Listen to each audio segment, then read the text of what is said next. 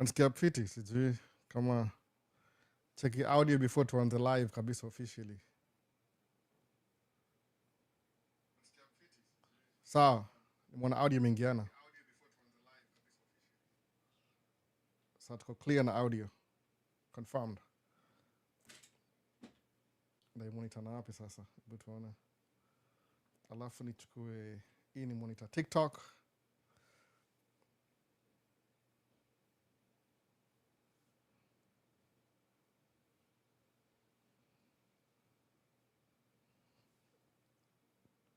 Channel live, niambie kama unanisikia poa kabisa.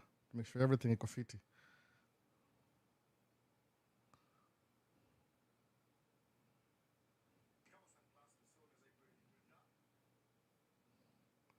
Sasa pia nimeona hapa imeingia na live. Sound check for audio setting. Kumendaje hapa?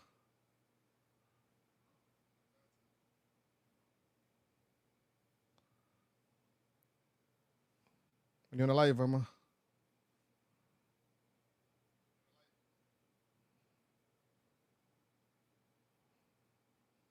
I think iko poa sahi.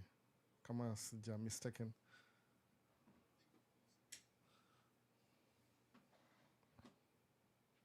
Sawa, live ingine hapa baadaye. Tumeanza Man Cave Talk Live. Leo ni lini? Leo ni January lini? Hata sijui. What's the date today? January 11th, 2026, Sunday. Tumeanza mapema kidogo before mtoi amke. Tuendelee poa kabisa. So I hope everything iko poa. Sijui kama ina show everything iko fiti ama vipi. Try to make sure na monitor kila kitu sasa.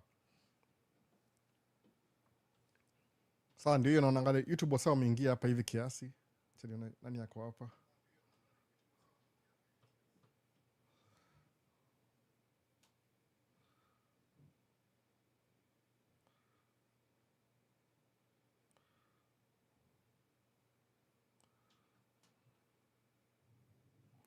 TikTok iko fiti pia. Inakaa poa. I think so. So nani yuko hapa kwanza? Naona kuna hebu tuone from the beginning. Dero Travels akapa mapema nika refresh page. So kuna tunani hapa hivi. J Peso VP Elbow. Niko poa kabisa uski. Kama sound iko poa, weka one kwa chat kitu kaa hiyo to make sure everything ina receive loud and clear before tuendelee. Nasikia hapa ina monitor poa kabisa. Alafu kuna Dero Travels sama waiting. Alikapa mapema sana by the way. Nimetry kwanza mapema leo before mtoi amke lakini nasikia ashaamka already. So sijui kama atakamkunikatia. So ni hivyo. So nice to see you Vincent Otieno naona hapa hivi. Happy New Year Vincent. Sijui kama tumeongea New Year. Alafu kuna Dero Travels, hello. Edward Kamau, locked in. Sauti iko sawa, hiyo ni fiti. That's good to know. Sauti iko fiti. Nimevaa shati ya PlayStation ili kwa Christmas gift. I don't know why, but shati ya black anyway. So sasa nivaa shati ya black leo. Alafu kuna Dero, mambo vipi? Poa kabisa bana, poa. So sound iko fiti, that's good. So mazee, ndio hii live ingine bana. Tumekuwa na story mob kwa Minneapolis mazee. Sijui mbona wase upenda kuchokoza hivyo kila saa. Juu Minnesota yoga very peaceful state overall. Tuko very peaceful. Hatuna story mob. You're very peaceful kwa state hivi example. So tumekuwa na sijui Somali fraud issues imeenda hivyo kidogo. Watu wa ICE wamekuwa mwango kwa the whole city. Wanastopisha wase wanauliza ma ID. Inakaa weird sana sijui kwa nini. It's really weird. Hiyo story ya ICE. Wameua mtu. Ona, it's just terrible. Kiangalia kila kitu vinafaa kukua. Inakatia vitu mob sana. Any ile flow ya events inakatia the way things are supposed to be. Naona. So I don't even know. Tumekuwa na story bomb mpaka wife ameniambia nisitoke nje kabisa nikaeko hao. So nimekuwa indoors the whole weekend. Juu basically wanakuuliza ID alafu wana confirm kama wewe ni raia ama si raia. Kama wewe si raia of course wanakuarrest. That doesn't matter. Imekuwa hivyo. So imekuwa a little bit tough lakini ina happen hivyo sahi. Mtu ya stay out of politics lakini kuna hii issue yani ya immigration. Ni ile tu kama payback ya because governor wetu ali run for vice president. Naona iko somewhat childish, sijui kwa nini lakini sijui kwa nini bana. Inakaga funny sana. Naona fiti vini vipi? Happy New Year nani hapa? Vincent. So hiyo ndio story inaendelea hapa hivi Minneapolis. Lakini tuko poa overall though. Tuko poa kabisa. Hakuna story mob.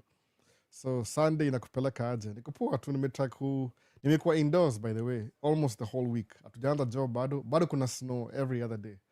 Hii weather mazee this time imestretch, lakini najua ikimalizika itamalizika, so si mbaya sana. Niko na ile my creativeness iko locked in a way. Mupenda kuenda nje, I like going out juu nikienda out inafungua mind kidogo. Kama kuna auto show I think nitaimiss juu kaenda toboa because last week ilikuwa na watoi walikuwa wagonjwa. Anyway, it is what it is. Hope ningeenda auto show lakini nimemiss yote. I hope niko sawa. Niko poa kabisa by the way. Ile tu kuna wase wengi wa ice hapa hivi. Hope wasa wako fiti pia. Sijaona any issues. So ndio hivyo bana. So hii ni mwaka mpya, nimeamua a little bit of change kwa channel. Na try ku include videos zingine hivi ndio ikuwe yani ile to shift kidogo juu most of the things watu tuliuliza ni ile naweza kujaje hapa States. Hiyo ndio moga one of the most asked questions moga naye kila siku ni how do you come to the US? Musema kila siku the best option ni green card. Hiyo number one. Lakini last year wali pause kulikuwa na government shutdown for like a month, a couple of days. So ikakuwa pause na ikapita hivyo. Sijui kama ita come back hata sijui. Lakini kwa hii administration wa prioritize mambo ya immigration. Kama fund immigration ICE wakamkuchukua wase, so our prioritize mambo ya immigration sana. But I think itaendelea. Juu ni kitu yani ni crucial kwa economy ya US in a broader sense by the way. Ile specific politics iko na shida mob sana. So that's what it is. Alafu nini nyingine, another thing kuja hapa States ni ile unakuwa sponsored na mtu either a spouse ama couple anakusponsor unakam. Hiyo ni number 2. Number 3 ni ile una visit, but ukivisit kuna requirements. Lazima umekaa hapa hivi at least 90 days before uanze ku apply for change of status. Kile advice msee ni ile uza kuja hapa kuvisit, ukuja na job, hiyo ni job imekuita. Hiyo lazima ukuwe very professional juu. Au semaje, if there's any career ile you can find somebody in America for hiyo job, alafu hauna reason ya kubring msee kutoka out of the country unless ni specific ni specialist in a particular field.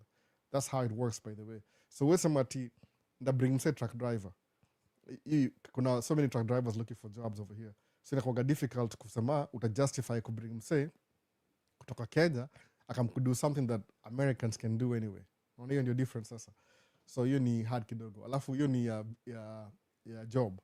Ingine ni nimesahau gani ingine. J1 ni kama organization akamkudu job kidogo lakini everything is temporary. Kila mtu suggest by the way overall. Jua sio ndio swali sana especially kwa TikTok videos. Naweza kama States any inbox ni the same thing. Paka Mungu na answer hiyo kitu paka nimesema tu kama wacha niongee juu yake juu unajua sijui I don't know still I'll get the same questions over again. Lakini wasa kwa YouTube wana understand exactly how things work. Kuja America the most important ni green card. Juu unakam kama immigrant. Yani unakam from day one ile you're allowed to live and work in America. That's what it is. Akunanga two things about it. Ni straightforward. You're coming to live and work in America. So nothing inakam ile semati utakuwa sijui hakuna flip na hakuna work permit hakuna nini. Mara moja watu come visit. Alafu shaka mkuvisit ndio after some time. Kama ni chuo, you have 4 years before umalize shule. So utakuwa figure out what to do. Preferably, kuja chuo, ni poa kuja na ushafanya ile your first degree. Kama ni second degree, lazima ukuwe very careful ukiattend interview. Unawaambia ni kama I'm going to get this specific skill from outside Kenya, kwa sababu kuna university Kenya. Then I come back and uplift my community. Hiyo ndio argument moja ya kupata visa. Alafu of course lazima kuwe na finances at least kumilipa your first year ya tuition. Hii ni muhimu sana. Watu wengi fikiria tu nda show up kwa embassy alafu nilinyimwa. Ni ile watu wako ill prepared wakienda huko hivyo. Hiyo tu ni ile overall by the way. So nini nyingine nimecover na try ku skim through. So hiyo ndio chuo ni muhimu lakini lazima ukue preferably ku increase your chances of getting a visa ya shule. Lazima ukuwe na I think ni 3 things. Number 1 ni ile necessary see travel history au angalia if that's the field of your study. Kama umedo anything prior to hiyo degree unatafuta ile kama ni unique degree it was very scarce in Kenya but ukienda kustudy abroad itakuwa advanced in a way ndio kuja we apply Kenya tena. alafu angalianga family ties kama hizo. Hiyo ndio muhimu, because ataki uforce your way into becoming an immigrant through student. Unaona, si eti ni shortia, kunanga shortcut. Ni poa kwa ile street kabisa. Alafu msemo kuja hapa states na upata kama kwa hapa states, the best thing ni ile unasema hivi, unasema utawaka na utaangalia ile, uangalie sheria za hapa zikoaje, what do you need to do ndio ukuwe raia. Alafu the best umsema tafuta mtu professional, kama ni immigration lawyer akubreak it down akwambie this is how the whole process goes. Hii kuna more chance ya kuget, hii uta lose. Usijeptia mwenyewe, sababu hizo rules hizo change every year. Let me understand, they change every year. So huwezi guarantee ati whatever I did last year ita work this year. So kuna nini ingine, kuna swali ingine hapa, kuna pia ile ya citizenship by investment. Ya hiyo ni ingine, lakini watu wengi qualify kwa sababu kapia hiyo ni kama you have to invest kama $1 million. Because when ni asset kwa US, watakugarantii visa ukiinvest $1 million in something in America kama investment. But hiyo watu wengi kuja au watch channel wakona hawana hiyo do. Kama kuna mseza kuinvest akutume ukamkuinvest sawa, unaweza kama hiyo pia utapewa ile uraia, because they don't want ati ukuje uinvest hapa US alafu pesa yako ya profit tena inajitoka hapo inaenda place nyingine. They want you to benefit kuja hapa hivi straight. So hiyo ndio one of the things. Kuna swali lingine hapa TikTok. Albo, question you said long time ago, bibi alikuwa anafanya nursing and you said about college fees in terms of college debt. Has it affected her? If so, how? Ni anafanya nursing ni hivi, ukuja hapa states ni kama Kenya pia. Ukiingia shule most of the time, as long as wewe ni resident, kama ushaka hapa for at least, au sema kama ni green card, ushaka after 1 year unakuwa classified as a citizen. Kwa sababu I think you kwa resident inamaanisha you've been in the same address for over 1 year. So una qualify kwa wewe ni official resident wa hapa hivi. Because you're a resident, umehold your address for 1 year, unaweza qualify for student loans. Kama wife you're gonna student loans. Student loans ni ile una borrow in advance. Ni ile they will pay for your education for 4 years, but once you graduate utakuwa na hiyo deni. Alafu utalipa pole pole over time as you get a job and everything. Kama wife you're gonna take 70,000 student loan.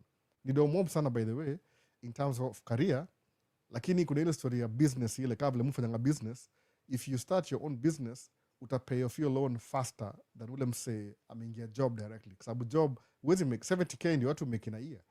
Hiyo ni minus taxes, minus expenses. But business, when you're doing a business, you pesa za make hata 150 after everything. So utakuwa na ile expenses plus ile ya kulipa student loan if you want to. So musema the best trick ni ile wase uanza business. Alafu hiyo ndio mufanya pia. Mimi truck driver, lakini truck driver yangu mimi ni business pia. Ni business. Yet ni I'm hired by somebody. Muwa kama independent contractor. Oh, nimeweka kitu acha ni close hiyo hapa hivi. So this year niko nimeamua hivi. Kuna something muwa anafanya kama something on the side, kama yani ni hobby. Imekuwa very addictive in a way. Lakini nisema labda I will try and share it in the channel. Ile tu bring a little bit extra flavor. Naona kwa channel nilikuwa naongea kwa the last video nimepost. Hiyo video ilichelewa kidogo, ilifanya ni post Wednesday, niko na shughuli mazemu get busy na watoi. So kuna kitu mfanya on a side by the way, because nimestudy, yani kama nimesoma about First World War, Second World War, American history. Ni very important to understand American history especially kama unatakuja hapa hivi. So kulikuwa na First World War, Second World War, alafu kulikuwa na Korean War I think, alafu Vietnam War, alafu Cold War. So hizi vitu ndio zimekuwa ni kama you're going to explain history ya how America became an industrialized country, kitu kaa hiyo. So one of the things ni ile walianza na, because of the war, yani most of the factories kama Ford ya gari ili switch kada kumanufacture military equipment. Mwona hivyo sasa. So kwa hiyo history ya military equipment, hiyo ndio ime lead to more innovations kwa story ya development kama hizi ma passenger planes, vitu kaa hizo. So nisemaje, because each channel yoga mostly self-development na informational, once in a while nda make video about maybe zile ma planes more collect. Wanatuka hiyo. So nisema hivyo. So collection yangu ya first nianza kucollect, niko naanza kucollect ile those United States Air Force, Navy and okay, Air Force yoga na ndege zake, Navy yoga na ndege zake pia. Alafu hata Army kuna ndege zake, alafu kuna Marines. unaona. So watu kuna yani army American army si ni watu wa ground tu na boots na tankers, au na they're all planes pia, unaona, ile air support. So one of the most interesting story ya hizi ile story ya mandege from 19 I think 40s ama 39 to 45, hiyo ni Second World War I think. Ilikuwa one of the, kulikuwa na ndege moja ilikuwa before inaitwa sijui ni P49 ilikuwa ndege ya military American Air Force. So by that time kulikuwa bado na segregation, so most of the watu weusi wako allowed kuingia military, lakini what happens after that ilikuwa walibring ndege moja inaitwa P51, kuna A, B, C, D. So ile ya first kuitwa P49 inaitwa nimesahau jina, kama jina ya horse ilikuitwaje, Ford itongaje, Ford nimesahau hiyo jina bana, ama ni itongaje, nimesahau jina kabisa. Hiyo 41 si favorite yangu, so nilisema once in a while, maybe once a month, nitakuwa na post video moja nikishow moga na collect hizi ma model aircraft, unaona, aircraft. So at least also kwa curious, you believe wasakijua information inakuanga very important. Kama one of the stories, new story ya Second World War, kulikuwa na unit moja inaitwa Tuskegee. Tuskegee ni place in Alabama. Tuskegee Airmen ni African Americans squadron ya pilots wako na fly ndege kwa Second World War. Job yao ilikuwa very simple, kuescort mabombers kubomb Germany. Ni kama Second World War shenanigans, kitu kaa hiyo. So one of the planes ilikuwa very important, hiyo itonga P51 Mustang D, P51D Mustang. So nimekuwa nikicollect for a long time by the way, lakini about 2 months ago nipata model moja, yani ile iko clean kabisa mpaka iko na ile red tail. So ndege yenyewe inakaa hivi by the way, hii ni kama sample, inakaa hivyo, unaona hiyo plane inakaa hivyo, ndege hivi inakaa hivi, so inakaa hivi in the front alafu side. So hii ni P51 Mustang. Hii tu ni plastic by the way, hii ni by watu hii ndio wasinisumbue. So iko na propeller, ndege iko na propeller hivi hapa hivi, alafu hizi kuna vitu zonga chini yake hapa hivi, ni kama hizi ni matanki ma fuel tanks. So ndakuwa na collect, kuna moja nimecollect, ndio unbox, nimeke video nayo, alafu mu understand why hii plane ni important. So ile nilibuy kuna red tail, hii imepaintiwa red, ile inamaanisha Tuskegee Airmen. This is one of my favorite planes ya Second World War. Sijui kama mnaiona, hata nasema track inakaa hivyo by the way, unaona. Imekuwa important, nimegetia idea from December, inakaa hivyo, sijui kama mmeiona track inakaa hivyo, yani hapa ndio ile view ya mbele, alafu inakaa hivyo nyuma, tail, okay whatever. So ni one of the planes. So nimekuwa na hiyo idea vile niliona siku ya Jamhuri Day 12th December, kulikuwa zile majets zilifly zikavunja vioo, walidu sijua kuna do ile supersonic. Nikaona hey, that could be a good idea because I know about it by the way. Hizo ndege za F5 Kenya Air Force ni ndege si expensive sana by the way, ni expensive lakini si expensive kama zile American. So nikasema I usually collect them by the way, nimelesina hiyo F5 but I'll buy one soon, I'll be buying one soon. Na buy version 2, kuna ile cheaper kama hii ni cheaper, hii tu ni ile kama plastic hivi, alafu kuna ile collector's item. So because Morgan has a collect by the way, I've never, one of the person kwa place muzi buy aliambiaje, why don't you start a YouTube channel alafu uzi showcase. Nikamwambia that's a good idea. Nikamwambia do you know how to do that? Nikasema okay. Singemwambia nafanya Maisha States, nimwambia niko na aware mambo ya YouTube. So ukiona video moja ya unboxing itakuwa one of those. Kuna ndege kadhaa. So hii ndio history ya military. Hii ni one of the best planes ya Second World War, P51. Alafu kuna ile after Cold War kulikuwa na ile Iraq War. Of course ilikuwa war, hiyo ilikuwa story ya, unaona, walitaka tu kubuy fuel na kila kitu. So kulikuwa na ndege moja inaitwa, ndio hii hapa hivi. Hii ni display pia moja yangu ya plastic. Inaitwa A10. Inakaa hivyo by the way, unaona. Sijui kama unaweza nimeibuy, acha nitoe kwa stand. Mwaka nimeidisplay juu, unaona. One of the most effective ndege support ya American military inakaa hivyo. Angalia vile inakaa. Hizi ni kama samples za ile ammunition na beba. Mbele inakaa hivyo, unaona. Hii iko very useful kwa army, US army inakaa hivyo. Inaitwa Warthog, A10 Warthog inakaa hivyo. So ndege inakaa hivyo. So hii ndiko ili inherit. Muko letizi ndege sasa. Hizi ni kama some of my samples. Though na ingine original, hii ni plastic. Unaona kama ni plastic hivi. Na ingine original, ili itakuwa a little bit poa ku display. So mkiona video moja nikiunbox ndege usikuwe surprise that nafanya nini. Ni ile if you're curious enda uangalie history yake uone nini ili bring your story hapo hivyo. Unaona? Nini ili bring your story ya how did that come about. Alafu of course one of the best planes US iko nayo ni hii hapa hivi. Inaitwanga F-35. Hii ndio one of the best, iko stealth na kila kitu, inakaa hivyo. Unaona? Ni sample tu inakaa hivyo. Yaani kama fighter jet. Hii nafasi juu iko radar yezi iona, inakaa hivyo. Alafu hii tu ni ile nimeibuild. Kuna shop hapa US ya hobby art and craft. So you can make sense inakaa hivyo.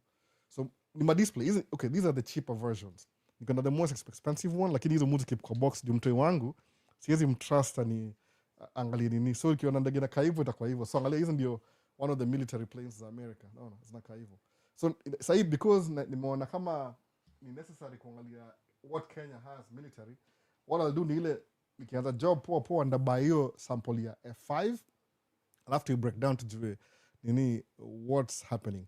So late arrival, what's going on over here? Adam, I'm Stan. Late arrival. Let's try to show ndege za American planes. Basically that's what it is. So Morgan is a collective of zote hivyo. So niko na P51 hapa hivi, niko na ile Warthog A10, alafu niko na F35. Kuna zingine kuna F16, kuna F15, kuna F18, F22, kuna so many planes. So lesinge bring zote hapa, unajua tuko live. So hiyo ni one of the things naingiana. Just to kupatia wase information. Sasa so tuendelee na Q&A. So nasemaje? Ume-experience makarao ice na bado hujapatikana nao. Okay, mi mostly sikuwagi na okay, sijui ni kama wana target. Unajua ni hivi, vile historia vile ya imekamile ya Somali community, wameenda straight kwa Somali community ndio wameanza kuangalia huko hivyo. So what they are doing ile basically ni racial profiling, which is not so good nasema hivyo kwa sababu ni very easy ku profile mse because of the color of the skin. So ukiona mtu mweusi, the first thing unamuuliza, are you an American citizen? No, wanaanza hivyo. Kwanza kaona ile nywele kali ile kama wana target specific groups.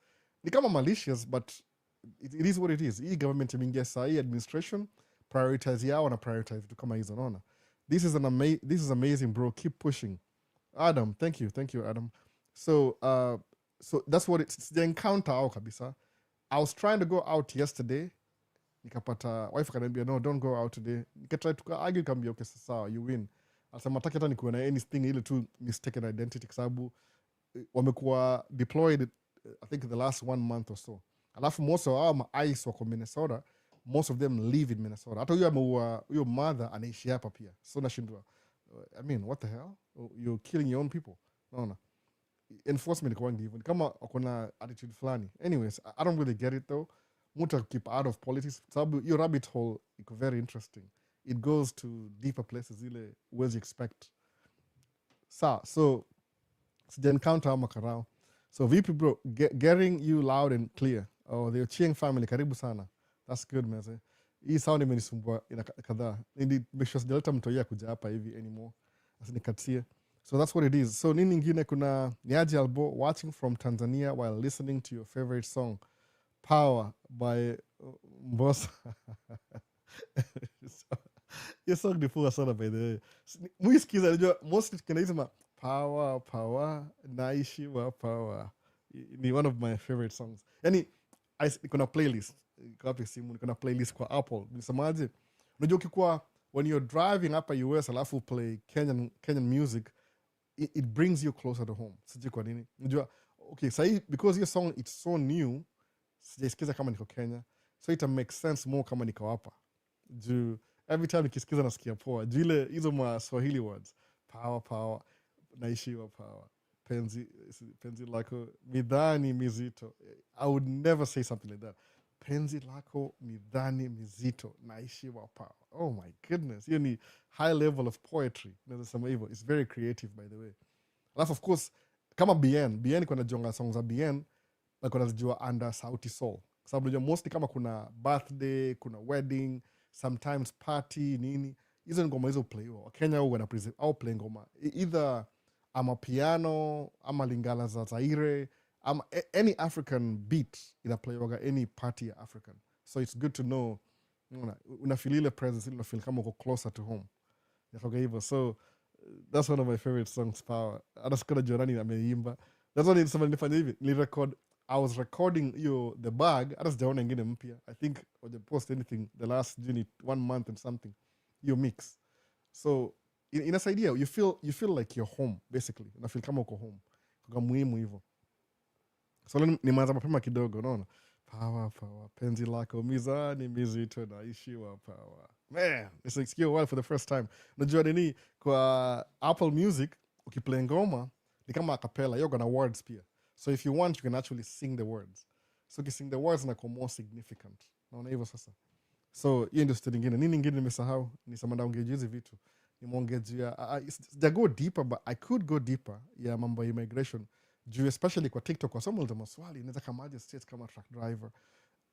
Inakuwa hard kidogo kuja kama truck driver because you have to be here first before uanze kuwa raia.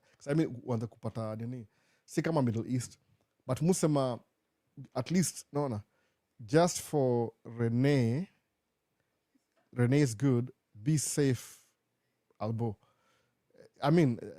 It's just nimewacha around mingi, niko tu kwa hao by the way, nimekuwa indoors since we are not working.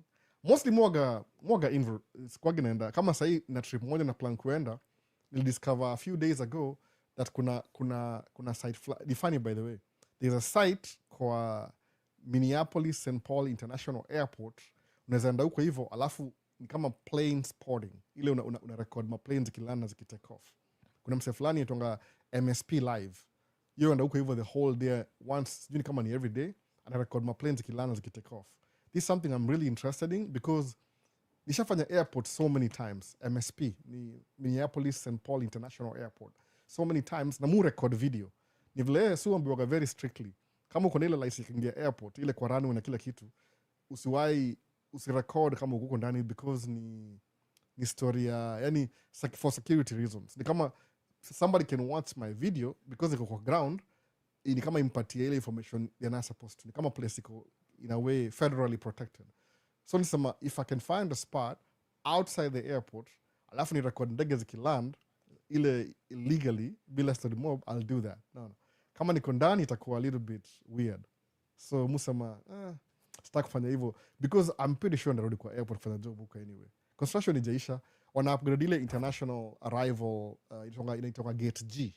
Naona G ni kubwa sana gate. So I'm gonna go back to the airport anyway. So start to record video Maisha states, alafu ipate ma views kidogo kama kawaida, alafu I end up in trouble. Watu wa review waseme, we're not gonna allow you to work here anymore because the last time you're here you record video na ili compromise security, vitu kama hizo. Kuna vitu you don't want to do just in case, but because there's a legal place, kuna place iko allowed. Hata ni funny by the way, your place hiyo legal iko allowed, I guarantee nilifanya job huko. I didn't know what they were building then. Tulishow up, tukachukua mchanga, tukaletea mchanga, tukaenda. Kumbe ilikuwa a viewing spot. Ni kama plane spotters, kitu kaa hiyo. So because ni mwoga na ile lens kubwa ile, I'm going there. Hata nitakwenda huko jana by the way. Wife akataa kabisa, sema no, I don't want you to get in trouble because of history ya shooting. Minnesota is very peaceful by the way, generally speaking. Ukiangalia out of 50 states, Minnesota iko top 10, actually top 5 kwa quality of life. Kuna baridi, but kwa quality of life kusema kweli kabisa tuko top 5. So it's a very peaceful state. Na government ya hapa ni si conservative ile in terms of politics conservative. Ni conservative, naona. Ni conservative as in conservative from conservatively ile in terms of lifestyle. Lakini si conservative like conservatism like liberal ile politics. Naona. So it's a really good state to live in. Top 5.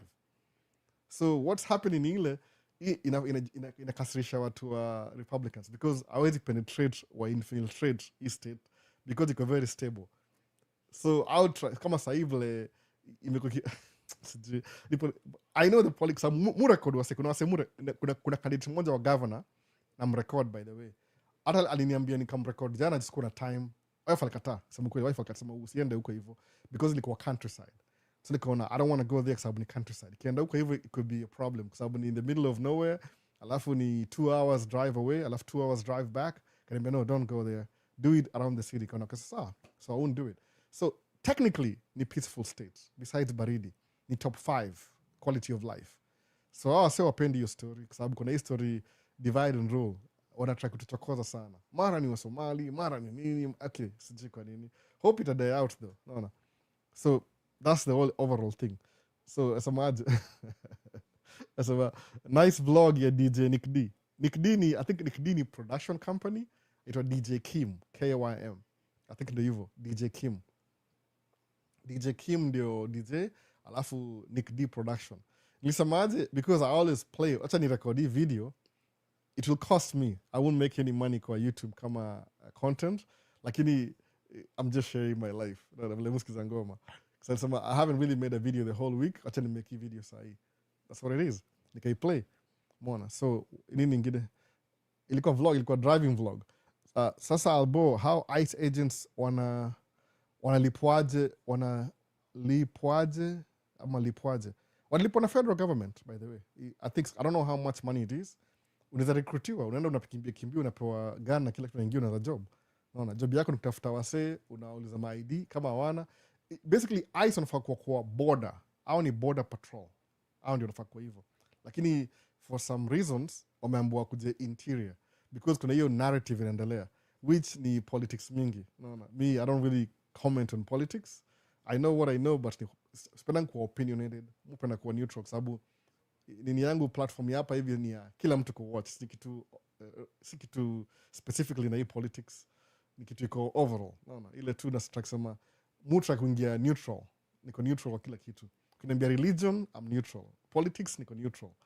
Everything, kusema marriage life, neutral. Kwa sababu the most important thing kwa hii channel ni ilisema hivi, musema ni ile positivity na kuinfluence personal development. Hiyo ndio, those are the things that really are important to me.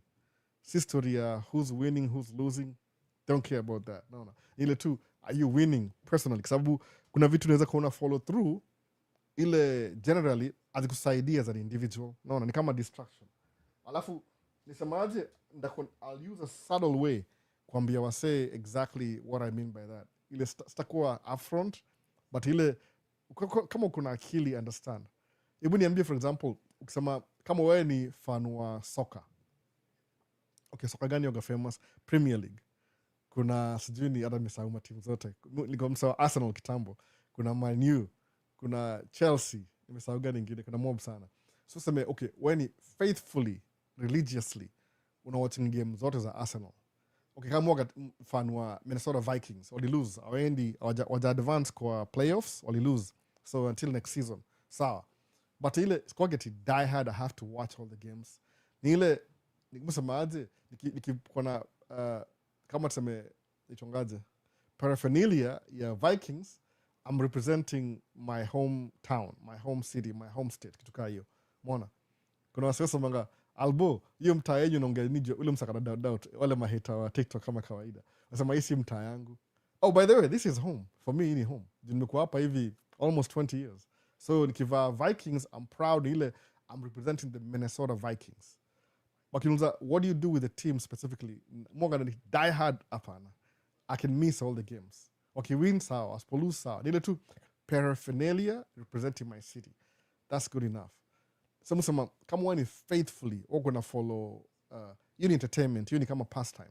So if you spend maybe 2 hours to watch soccer game a week, nasema hivyo, how many hours do you spend kukuwa na ile kuspend to build yourself kama self-development? How many hours do you spend doing that? Mona. Hiyo ndio point yangu. Because if you're not self-developing, unawachwa nyuma. Na kwa ile psychology ya binadamu, you understand kabisa.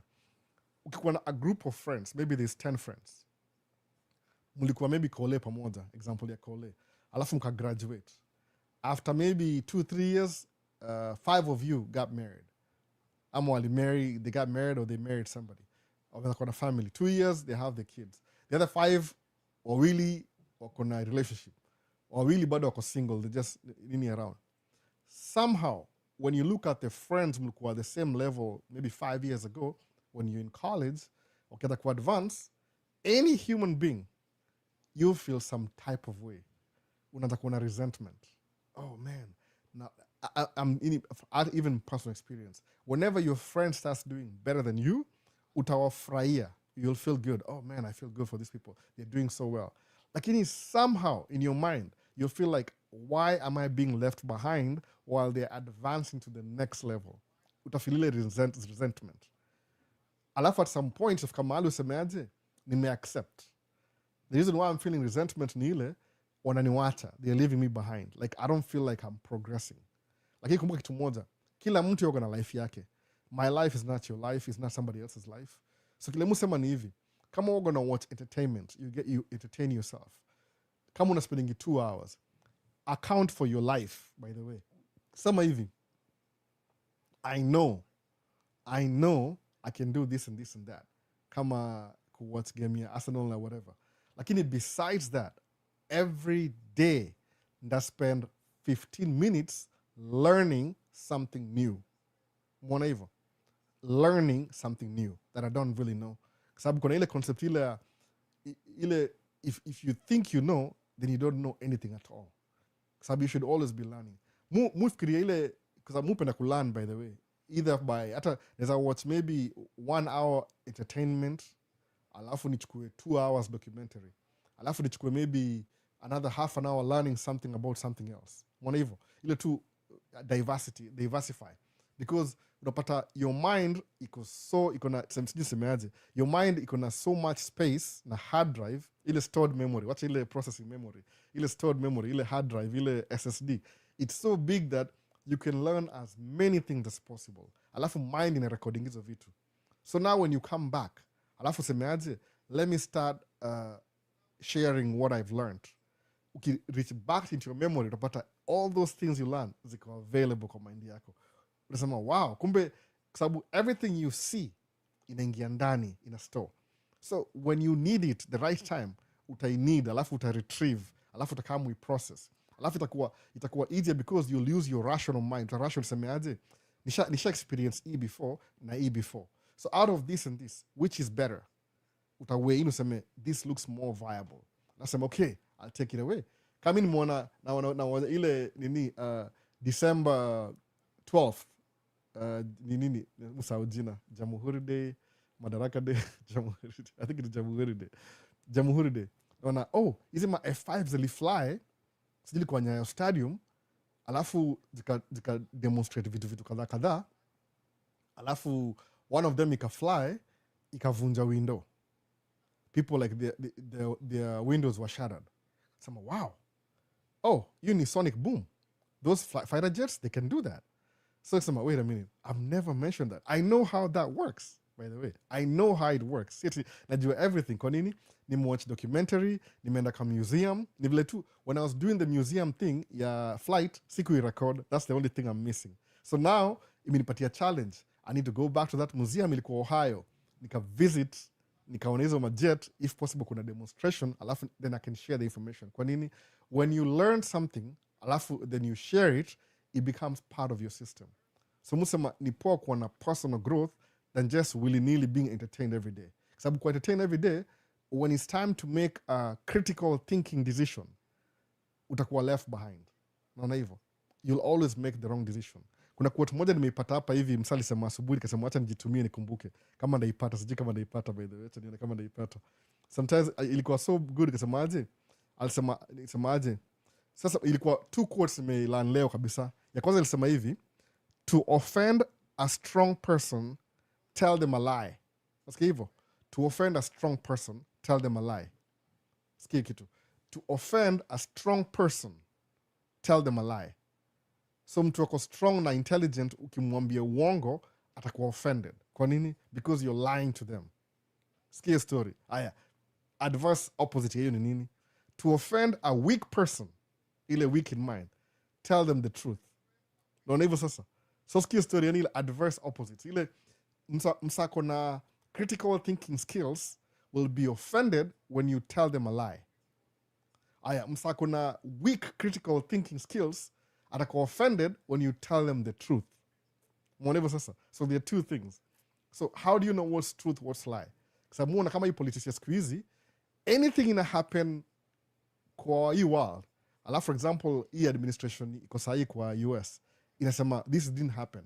Kama story inasemaje, the narrative ni ile the lady ran over an ICE officer, which is not true at all. Kuna video.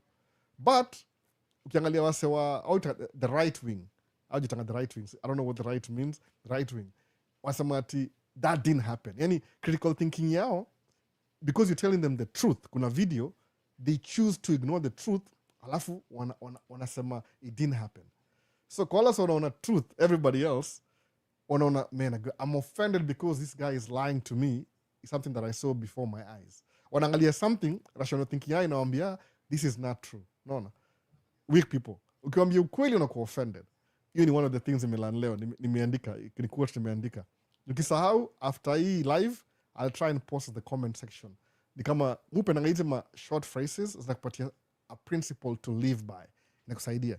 So ingine ni hivi, better to be prepared for an opportunity and not have one than to have an opportunity and not be prepared. Scare story. No.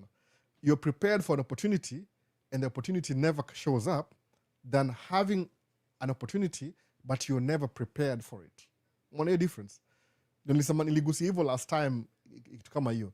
Unapata wase wengi, you've never, musema kama if you want to be rich, hiyo ndio desire yako. I really want to be rich. I want to make a lot of money. Sawa. Deep down in your psyche, unasema hivi, ujiulize hivi swali, if you come across $1 million today, what am I going to do with this kind of money? Ujiambia hivyo, what am I going to do? Uko na plan. Naona, a man with a plan, a woman with a plan, a person with a plan, uko na plan. If I get this much this year, what am I going to do with it? Prior to getting the money, you know, samaje, better to be prepared for an opportunity. You should be prepared for that opportunity. Ndio arise, your mind psychologically is already prepared. Then the adverse opposite, uko na opportunity na show up, wins do how many 170 million, then now you're trying to figure out how to aita work out. By the time una figure out, utapata hiyo pesa karibu 70% imedisappear. Juki win kama hiyo lotto, sometimes kuna taxes depending on which state you live.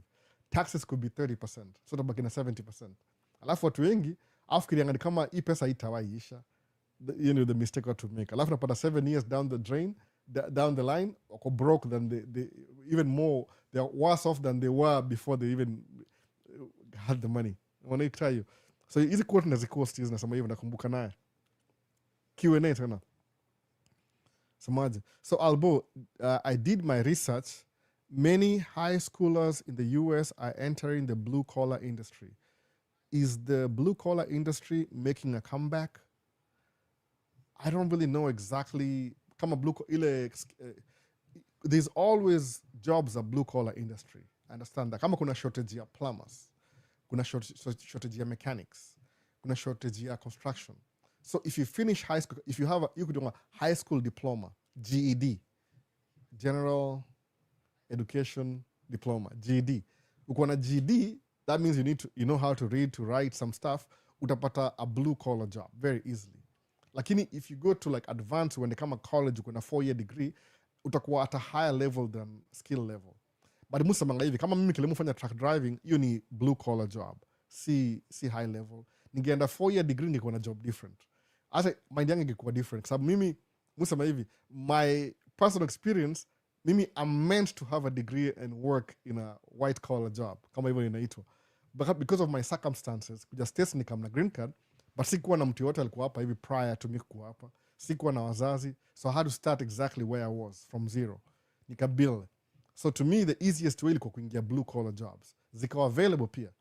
Alafu ni ile mind yangu sijai rest. So mwanga restless. So I keep pushing and pushing and pushing. That's nimekuwa, yani, I like it when my mind is challenged by something. Kama sasa nikiongea mambo ya plane, you guys will get bored. Kwa nini? I know so much about him, World War I, World War II, the Korean War. Nimeisoma, nimewatch my video, nimeenda kwa museum. It's already inside me. So I collect my planes, which are very expensive, by the way. You don't want to know. So nisema hivi, the first video na make kama example, kama you collect my plane, na make video ya Kenya Airways, because you ni mko familiar nayo. Naona jikisema hizi American Airlines, I'm to understand. So when my mind is not thinking, I feel kama niko stuck behind. so my mind has to be thinking. So mungu anajipatia challenges. Naona ni kama I'm running and nobody's chasing me, kitu kaa hiyo. So mujipatia challenge. So I want to know how this works, how that works, hivyo. So mind inakuwa very active. So ni mu learn. Kama leo nikasema aje, nda hold my plane hapa, alafu nda record na hii camera hapa. Kuna camera hapa by the way. Sijui kama mna notice, hii ni camera. Nimehide yani. Najua guru visuals, there are travels. Ataangalia sema, what's that you have over there? Because fikiri labda niweke hapa alafu ni display my plane. Nikaona it doesn't really work out because hapa kuna computer. So that studio, how does a studio look like? Inakaa hivi by the way, this studio. Kwanza nimeambiwa na organization hapa hao, people want to start using the treadmill.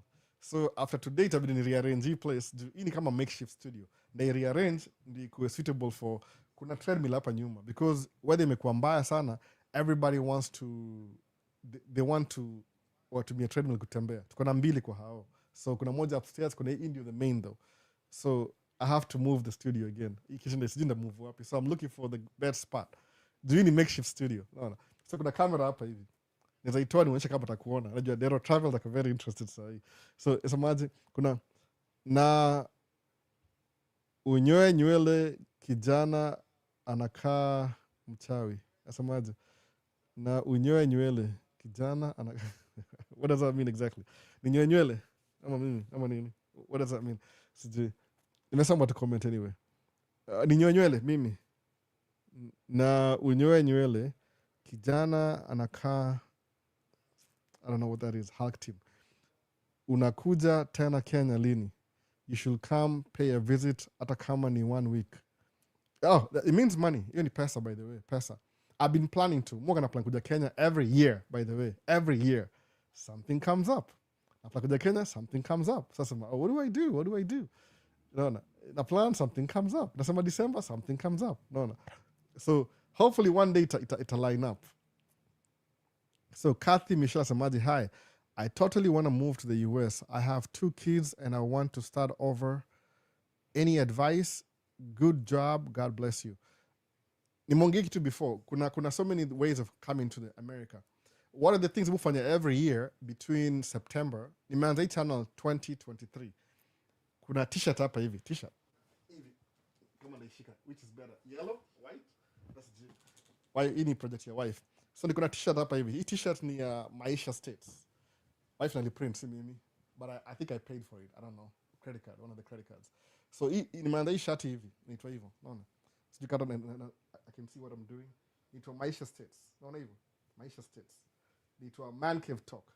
Maisha States ilikuwa established nini? 2023. Ndio hiyo 2023. So sijaanza kitu sana by the way. But kama for example iko TikTok, kwa YouTube kuna video I've been doing kama easy Man Cave. This is the main format ya video yangu by the way. Ni kama podcast. The main format muka chini alafu naongea. Mostly muongea based on Q&A. Sababu nikianza when I started my channel, the first thing I did ni ile nilijiintroduce kwa wale. At least not all the information, ili kuambia wasee who am I. Nimeamsha vitu wacha ni let me tidy up. Sitaki kuwa okay sasa. Sitaki kuwa cocky. So nimeanza hivi. I introduce myself. Kusema my name is Albert. Hiyo video kwa YouTube by the way. Ukiangalia, ukiscroll to the beginning my first utaiona. Anafa nifanye updates because when I was record twice. I was doing a vertical video and a horizontal video. So what happens ni ile microphone ya vertical horizontal ilikuwa inachukua room, ilichukua yani ile atmosphere, everything kwa atmosphere. I didn't know what I was doing. Nisemaje, what I usually see people do, asma mbele ya camera alafu wanaongea. So niko na skills ya audio, visuals. I've volunteered kwa history ya audio visual.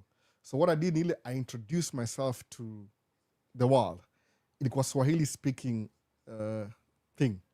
So this is what I'm going to do. Najiintroduce. Then what I do for a living. Kama video moja, I'm going to work. Ilikuwa winter. January, February hapo. Alafu, after that, ikisema, okay, this is what I do for a living. Nikaanza channel hivyo. Because of that, people got curious. Alboli kamaje States. Nikaanza ku-explain kila kitu pole. So kuna vitu nimelearn just by starting a YouTube channel. Kama nianza conversation. So, India, the main format ya channel, itonga Man Cave Talk. But technically, because everything about myself nishaongea, by the way. I've already shared most of my life that I can share online. Everybody knows who I am. Wala wanajua. So there's nothing new to share. It's just I'm getting older every year, basically. Every birthday I get older. So, one of the things.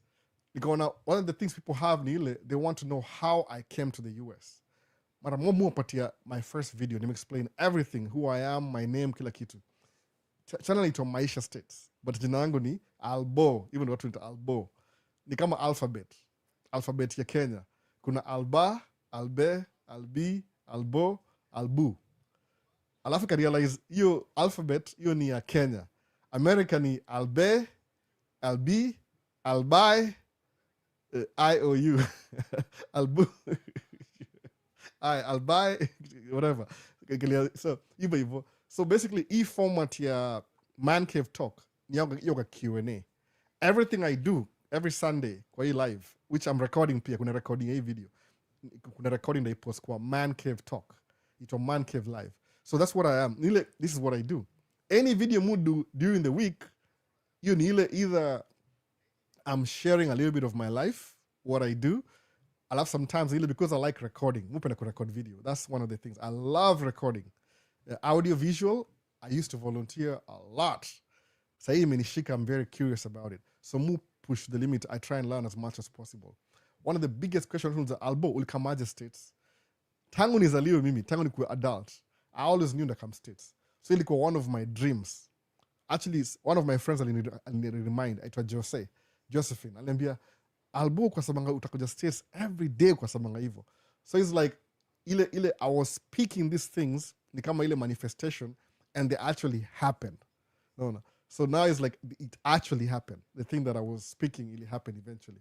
So, ukisemaje, I'm a skilled worker, especially nurses still coming to the US for work since you utakuja, kuna vitu utakuja.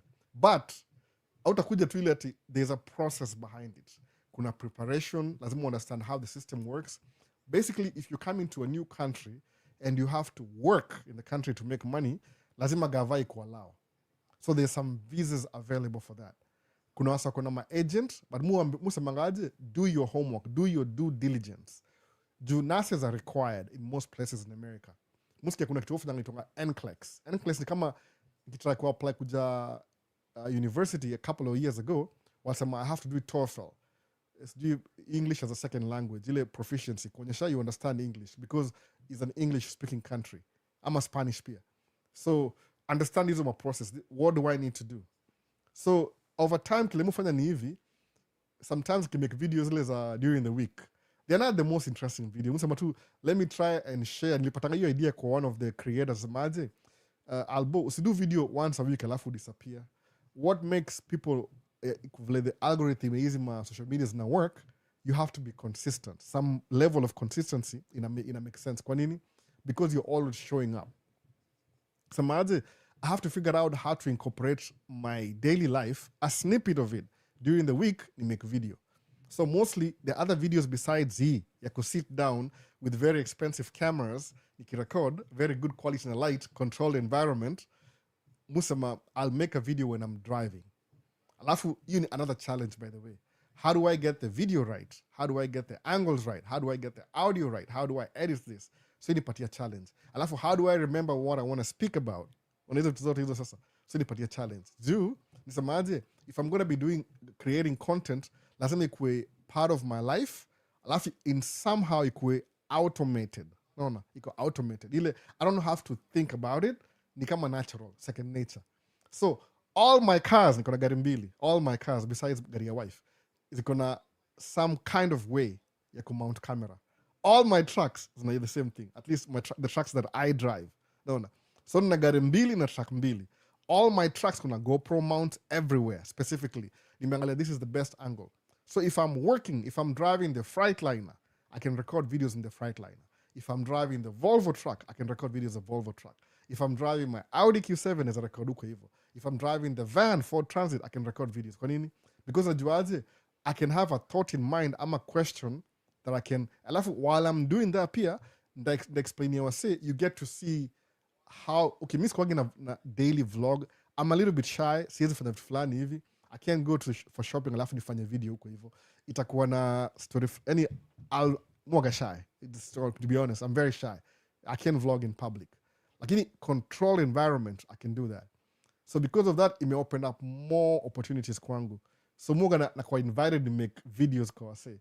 Because somebody realizes Albert is really good at this, ask him to take pictures. Na kama na show up to take pictures. No, hivyo. So maybe I could create another thing.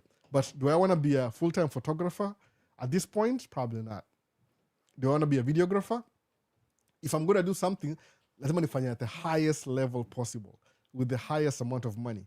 Juu kama kanapiga hesabu nikiongelea video yangu ile nipiga kwa TikTok in the beginning, watu walifurahia kwa hiyo video. Hiyo video ni 3 years old, by the way. The time I did that video. That story happened back in 2008, by the way. I'm just telling the story now. So ndio hivyo. So imagine, I know someone under Avant has already passed NCLEX exams, but seems the process is on hold. Yeah, it could be because kuna hiyo story ya immigration. If it's on hold, they still need nurses. So neither two, it's only a matter of time. No, a matter of time. Alafu ita go through. Me is going to rule out anything. Nimona kuna wase, sometimes politics can slow things down, but the need is still there. Nurses are still needed. My sister is a nurse. Nurses are still needed. My friends are nurses. They're still needed. Nursing is a very good career. If you've been doing it already, it's good to do it at a higher level. Sabu, nimeangalia minimum salary, whatever. But entry level nursing, you lipa 7,800 average in America, depending on where you live. But minimum is 7,800 a month. Ile mshahara ya nursing. Entry minimum. Hakuna job najua ile entry level utazana 7,800. Very few. Because nurses got high demand. So if you're already a nurse, now they earn good money all your life, it's a good thing to think about that. Kwa nini? Ni personal development. Alafu fikiria, how can I incorporate this in my life? Sometimes will make sacrifices. You have to involve your kids, you have to move with your family, whatever it takes. So kuna process nile, I'll be lying to you nikwambiaje, I know how the whole process works. I don't know. This is going to delay immigration. My day job is driving truck, by the way. Come with I drive truck. My day job is driving. I drive truck. That's my day job. In Vestoria nursing, I have no idea how that works. But if you want me to find you information, I can do that too. Saying like kama bado niko active. Okay, so I have to check on everything. You know, my day job. And what's my day job? I'm not a truck driver. Ile passe. I'm a truck driver. I'm the boss of my company and I work for my company. And sometimes I have employees. Sometimes, not always, when they are available. Kama saisi na employee yote, it's just me. Mona. Alafu the same thing pia, nime duplicate. My wife pia, akona truck yake and she drives her own truck. Sometimes she has employees, like when she was doing school. Ashamaliza shule, asha graduate, sahi she's driving her own truck. But she still wants to go back to school. Mona hivyo. So, it's wafanya due diligence. Niulize mimi, but they, kama uko TikTok, you can always send me a message. Kuna record, by the way, I'll tell you the truth. Out of the people, so many people don't really, musoma, all the comments, all the messages, kama sija kureply, labda uliandika kitu moja, ile ilikuwa, I didn't even know what to say, labda ilikuwa kama matusi. But yani, uli insult something. Ukiniandikia message and I reply. Ukinipigia simu and I'll call you back. Ukinitumia text, all the information, I'll always get back to you. Mu prioritize. Because apart from doing this video, simu mwaga naye, my kids could be asleep, alafu niko on, menyamaza. I'll just scroll on my phone and answer questions. Na mu try to answer to the best of my knowledge. I don't know everything, but I'll try. But kama one in NAS, minimum entry level is 7,800 in America. So kama nina simu hapa, leo kaza nipo tablet. Mtoto wangu achana amenochea tablet, by the way. Hii tablet imekuwa off for a while. No. Amekuwa nayo for a long time. Lakini mbona ameignore karibu 3 days. So I know why ameignore. Ampata new itangaze. Adbesa fingerprint. Itafungana fingerprint. Acha nichukue tu simu instead. This information iko available. Lazima ukue due diligence because this will change your life. Mimi ni advocate wa hiyo. So kama NASA olipoaje, example, 7,800 a month. Maybe even before taxes. It doesn't matter. Tuangalie tu gross. Times 12. No. Hiyo ni easily 93,600. Na hii tu ni ile hours za kawaida. Ukienda overtime, 6 figures nurses job na wewe ni nurse already na hii ni RN, hii ni registered nurse, si ule kuna degree. Ile kuna RN ni kama nini sijui nitaaje, ni kama diploma, si degree bado. So if you have a degree BSN, it increase to maybe I think in 10,800 or something like that. So already 6 figures. So kama wewe ufanyanga nursing, you already, wewe ni mtu already uko 6 figures already. Kwenye maji mazini nasikia.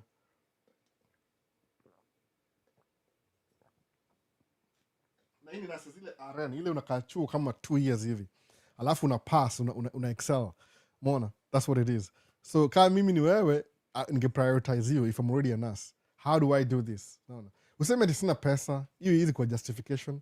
Mimi kujustify sikuwa na pesa, by the way. You want me to be honest? Nikamsema sikuwa na pesa. Maybe plane ticket ilikuwa my dad paid for it. Ani kuja niangalia tikiti la nikapata tikiti yangu nilikuwa nimebukiwa tikiti already, then I had to postpone for 2 weeks. Ilifanya nichukue Kenya Airways to sijui wapi, alafu nikampaka US na Kenya Airways. Nikamiss hiyo date, ikabidi ya postpone because visa yangu ilichelewa. I was missing one of the documents, ile certificate of good conduct. So baadaye nikapata itwaje, nikapata ile come through hiyo certificate of good conduct, ika come through, nikaenda embassy. So kutoka Kenya nilipanda KLM mpaka Amsterdam, alafu ikapanda Delta, Delta itwa Northwest Airlines. Delta Northwest ndio company Delta ilinunua hiyo kampuni. So the only planes nimefly mimi, kuna type mbili za planes by the way. Sana hiyo plane ile my first time nilifly ni from Nairobi to Amsterdam. Alafu when I was flying nilipanda the best plane in the industry. I think ilikuwa Boeing 747-400 ya KLM. Ikimeandikwa City of Nairobi. Nilipostia video the specific plane kwa Maisha States Facebook page or something. Alafu from Amsterdam to America nilipanda Boeing 767. Ilikuwa Boeing, I remember that. 767, I think sijui 300 ER or something, extended range. Hizo ndege za fast nilipanda. Alafu nikakaa hapa for a while. Then the first time kupanda ndege kwenda out of state nilipanda Boeing 757 kwenda Seattle. Kurudi na Boeing 7, upanda tu Boeing peke yake, sijui panda Airbus by the way. So kusha panda Airbus, you're very lucky. But upanda nga Boeing. Most of my travels nimekuwa tu American brand planes. So how do I remember that? I remember kwa sababu nisoma tikiti yangu na details. So that's why I'm very curious na planes. If I'm going to collect planes, natafuta Boeing, ya KLM, ya how many days, I'll look for it. I'll find it one of these days. That's sure. So awareness. So if you're curious, fanya hivi. Angalia, what do you need for nursing? Look at the requirements, tafuta. America kujangi hapa kufanya kazi. There's nothing like that. Kama almost 0 chances. Work permit, 0 chances. Kama atina plant operator. Naona. Hire and train me for tracking. Lenny Crane. I can't by the way. It's too expensive. Yani, the cost of me training you itakuwa more expensive than hiring somebody who already has a license. Mwona hivyo. Ni economics. Sababu, najua watu wengi think in terms of employment, na mimi I'm a business owner. So mwangalianga hivi, I'd rather hire Mustafa akapa Minneapolis, anaishi 20 minutes away from my house. Animpatie key, and I show up early in the morning, 20 minutes, and the job, I pay him every Friday. I'd rather do that. Then nitafute mtako Kenya, nimpatie sijui nilipe 120,000, akuja hapa hivi just to come drive my truck for 7,000 a month, by the way. I make sense kwangu, naona. Inakonga hivyo. So, ka ujui information inakonga hivyo. That's what it is. But, kama wani nurse, make sure unafanya kila kitu the way it's supposed to. Angalia NCLEX, angalia opportunities. Alafu, most of the jobs za America, you have to be here first. Mona, you have to be here. Kama nursing, it will take some time. Follow through your process. Jumbo na wasio gonna give up na vitu. Nothing in life, nothing good in life is that easy. Kama imekuwa easy kwako, utashangaa, itaisha haraka sana. It expire. Because mimi, nilianza tracking maybe which year? Kama 15 years ago, 16 years ago, tracking, 17 years ago, something.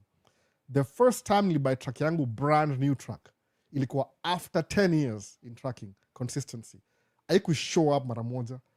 I had a chance kununua hiyo track 5 years ago. my first 5 years, but sikuwa na enough money. Something came up. 7th year, something came up. 10th year, finally kasema, okay, I'm gonna buy this. Naona nikabuy truck brand new. Naona ilikuwa 10 years ago. Saa hii hiyo truck brand new nilibuy, it's 5-year old, it's paid off in full. Nilibuy hiyo truck how much? Ilikuwa $243,000 US dollars. Piga hesabu yake wala usifikiria kama Mungu anaongea joke. That's how much the truck was. But did I think about the figures? No. I didn't even let that bother me. Mi nisema tu hivi. Nisema hii truck nanunua, there's something when you do business inakuwa a little bit different. Naona. Sijui mbona ma comments they come fast enough. Hebu tuone. Kasemaje? Add me bro. I need life advice. D3 coded 3. Naona. A friend came there last month as a sponsored RN, but sasa amerudi, all the payment was not enough. All the payment was not enough. Crispin, I don't think so. I don't think so the payment wasn't enough. I don't think so. Mona, a friend came last month as a sponsored RN, but sasa amerudi, ati the payment was not enough. You ni uongo. They're lying to you. In the beginning, it's not going to be enough. But the more experience una gain, ni hivi, acha nikwambie kweli kabisa, kama naweza address it to your Crimson perspective. Ndio pose hiyo. Kuna any question nimemiss just in case. Ni hivi, ukuja kama nurse na ile program imekuleta hapa hivi kama nurse, most likely they will send you to a place mali kuna scarcity ya manurses. So where are you going to be sent in the beginning? Utatumwa kwa countryside. Kwa nini?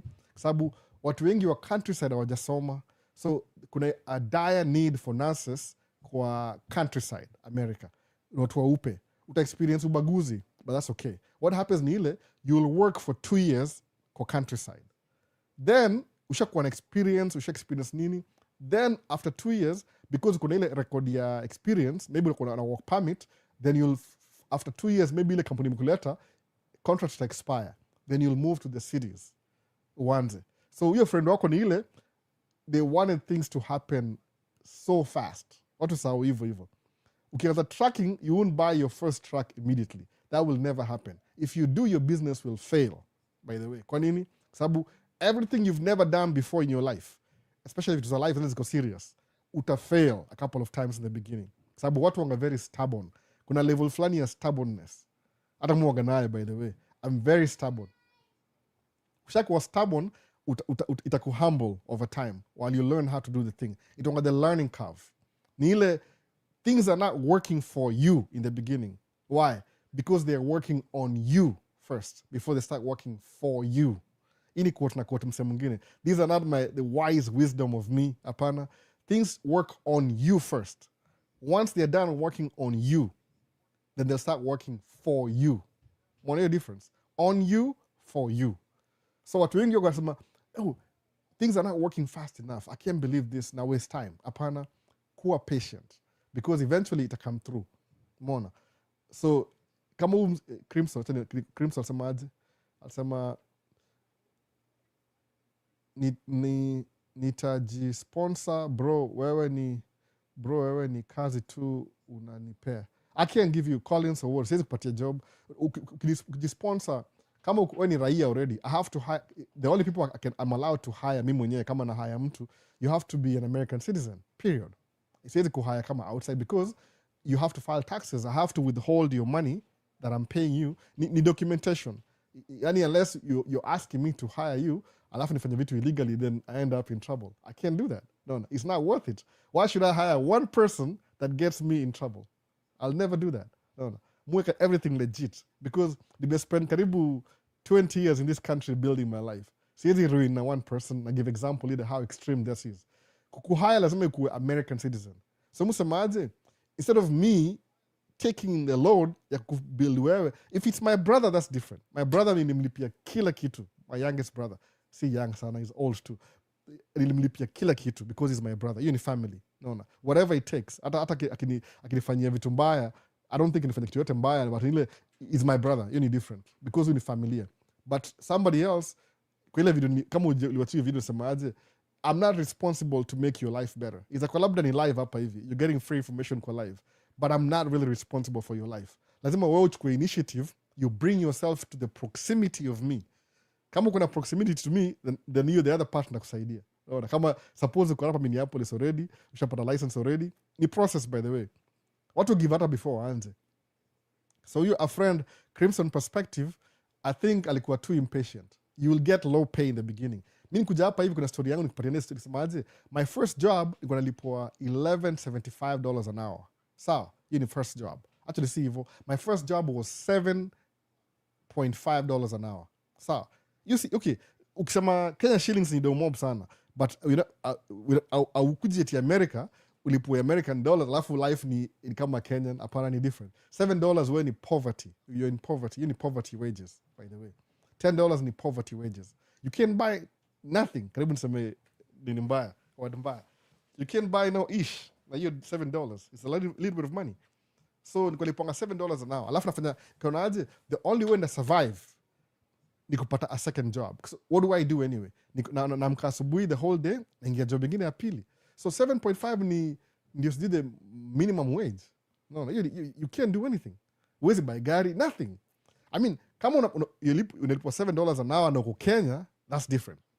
Kwa sababu itakuwa domob Kenya. But hapa hivi, that's nothing. No. Current apartment, 1 bedroom, ni $1,000 minimum. $1,000. So kama kuna 7,000, piga hiyo hesabu sahi. Kama watu wana kama ni domob sana. No. Useme 7.5 times 40 hours a week times 4. No. Hiyo ni 1,200. So $7 an hour, hiyo tu ni ya kulipa rent peke yake. So meaning, for you to survive the $7.5, lazima kuna roommate watatu. Ndio rent yako bala ikuwe $1,200, we divide times 4. Ikuwe nini $300. So, yani, kuna ma roommate ndio barely usurvive. Naona? That's what $7 is. So, per day, kasamaje, what can I do? Jumi ni kitu moja, nikamuku na green card. Niko na makaratasi from day one. That's the beauty of green card. Niko na mapepa from day one. Yani from, nikilandi hivi after 1 month kapewa pepa. What do I do? You understand green card the privilege to make money the fastest possible way. Nikaambiwa tracking, nikaona check ya mse, nikaanza tracking. Sikuanza tracking kama dereva, nisemaje, I'm starting off as a driver to build my way ninunue equipment yangu. Naona, sababu ligundua, you only start making money when you buy your own equipment. Kwa nini? Una get rid of so many middlemen in between. Ina take time, it might take you a while. Jumini kianza tracking immediately hivi after kuanza tracking 1 or 2 years, I had a child, by the way. So niko na responsibility. So it slowed down progress yangu. My child ali slow down my progress. Then we never got married. So niko na story kama child na siko married, child support issues na kitu kama hiyo. Then afterwards tena, I got married. I married somebody. Then I had more kids. So I have to increase. So sometimes ni progressive growth. No. Kama siku niza sahi, kusema my life without a kid, I'm a very rich man without kids. But with kids, in a reduced because there's mouths to feed. But you have to build your life na hiyo direction. Kuna wase wakada hiyo, they're thinking about winning, alafu they don't want to go through the process. Is it, achaniangalia Q&A, kind of makes sense. No. So, asamaje, is I-30 petition still working? That's true. Alitumwa countryside. Yeah, that's true. Yeah, angevumilia. Maybe ako too spoiled. Unaona, huyo mtu akupitia hardship, amekuwa too, everything is handed over to them. Ingia ukule ngumu. Pay your dues. Pay your dues. Watu sawa kitu moja. The only time you'll experience that is ni kama a passage of, sijui nisemeaje, itongaje, a rite of passage or something like that. Pay your dues. Unakuja America kama nas. Naona. Hii visa ni very exceptional. Unapewa visa uende countryside. Go to the countryside. Kaa uko 2 years. Build your record. Pewa green card. Pewa uraia. Kuja kwa cities. Your life will never be the same again. Mimi nilianza tracking hivi. Nilipata license, nikaingia Swift Transportation. Niko kampuni, Swift. Swift is one of the companies with the largest trucks in America, fleet, but drivers wanakuwa underpaid, especially as a new driver. Kwa nini? Because it's so big that our act kama, you're just a product. Wewe ni kama tu employee. They don't really know who you are because ni company kubwa. I don't know how many trucks they have right now. Ilinunuliwa na Night Transportation. Swift Night. The same thing, by the way. Related. Naona. Hiyo ni kama kampuni ya Mormon alafu niko Utah na Arizona, something like that. So nilipay my dues. I drove over the road for 2 years. My first 6 months, I was making less money than what I was making doing 2 jobs. But nijua one thing, after nisha pay my dues, after nisha go through learning curve, experience you have to, eventually ndakam above. What do you expect? Unataka tu wewe ni princess, ulizaliwa leo na uko na golden spoon kwa mouth, wewe ni royalty from the beginning. No, most people you have to go through the trenches ndio warise. Ni kama learning curve. So I drove for 2 years. I hated it. No. Nikasema, if there's one thing, nataka big tumoja, very good advice. One thing you want to do in life ni ile, find the worst job possible that you hate with all your heart and soul. No. That job that you hate so much, alafu unaenda kila siku, it will teach you a lesson. Itakutoa hapo kupeleka place you're supposed to be because you hate that job so much. So that's what I would say. No, tafuta job. Kama alienda country akasema ati ame give up too soon. No. You're giving up before you even get started. Anyway, wacha basi rudi kwa comfort life kama nataka hivyo.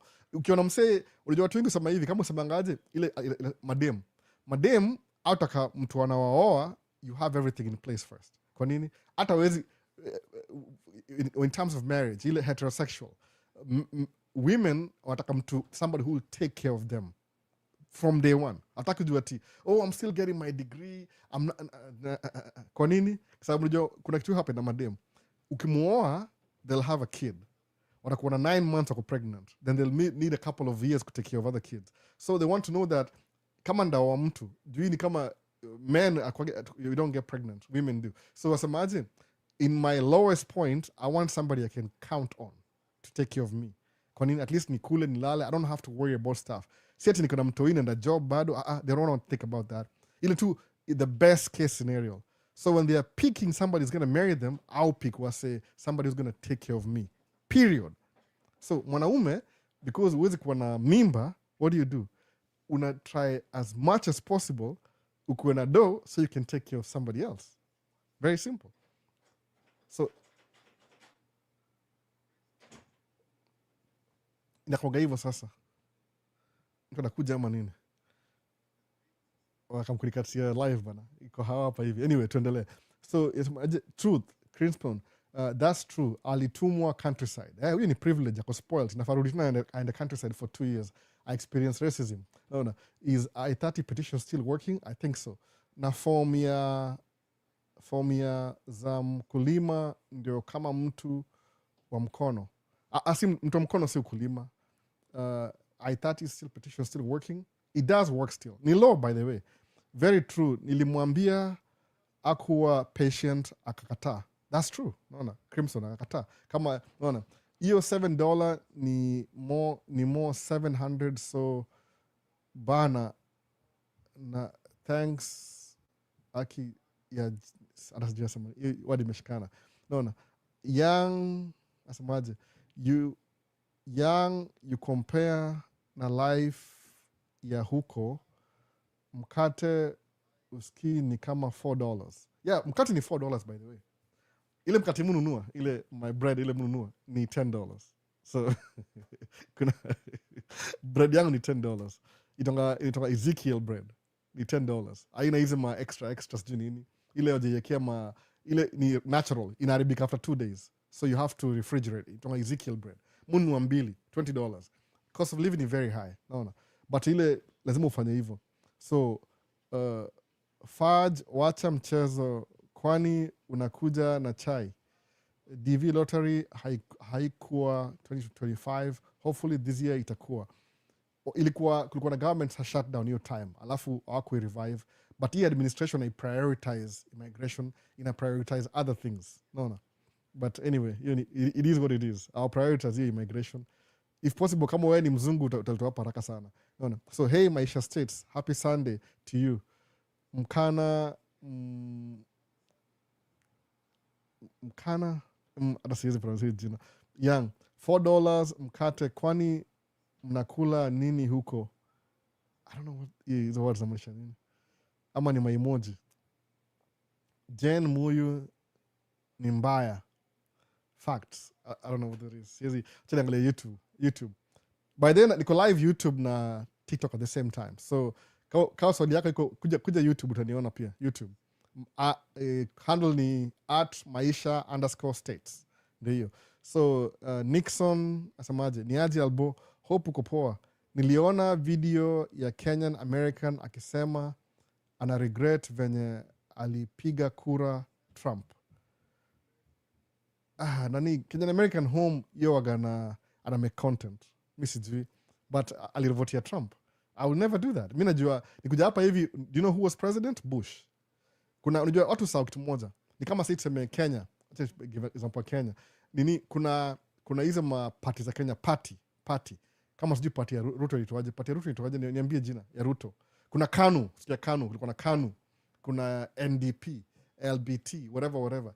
Hizi mapati, those are private entities. Wasahau. Party si serikali. I don't know how people party si serikali. It's a private political party. Private. Naona. Kama hapa America itonga GOP. Sijui GOP inamaanisha nini? Acha nione. GOP. What does GOP mean? Nisikia msaki sema last week nikasahau. Oh, simu fanya kazi bana. Fanya kazi. Oh my goodness, it's loading. What did I do? Naona. GOP. Open tab. Clean tab. What does GOP mean? Naona. GOP ni party moja. GOP.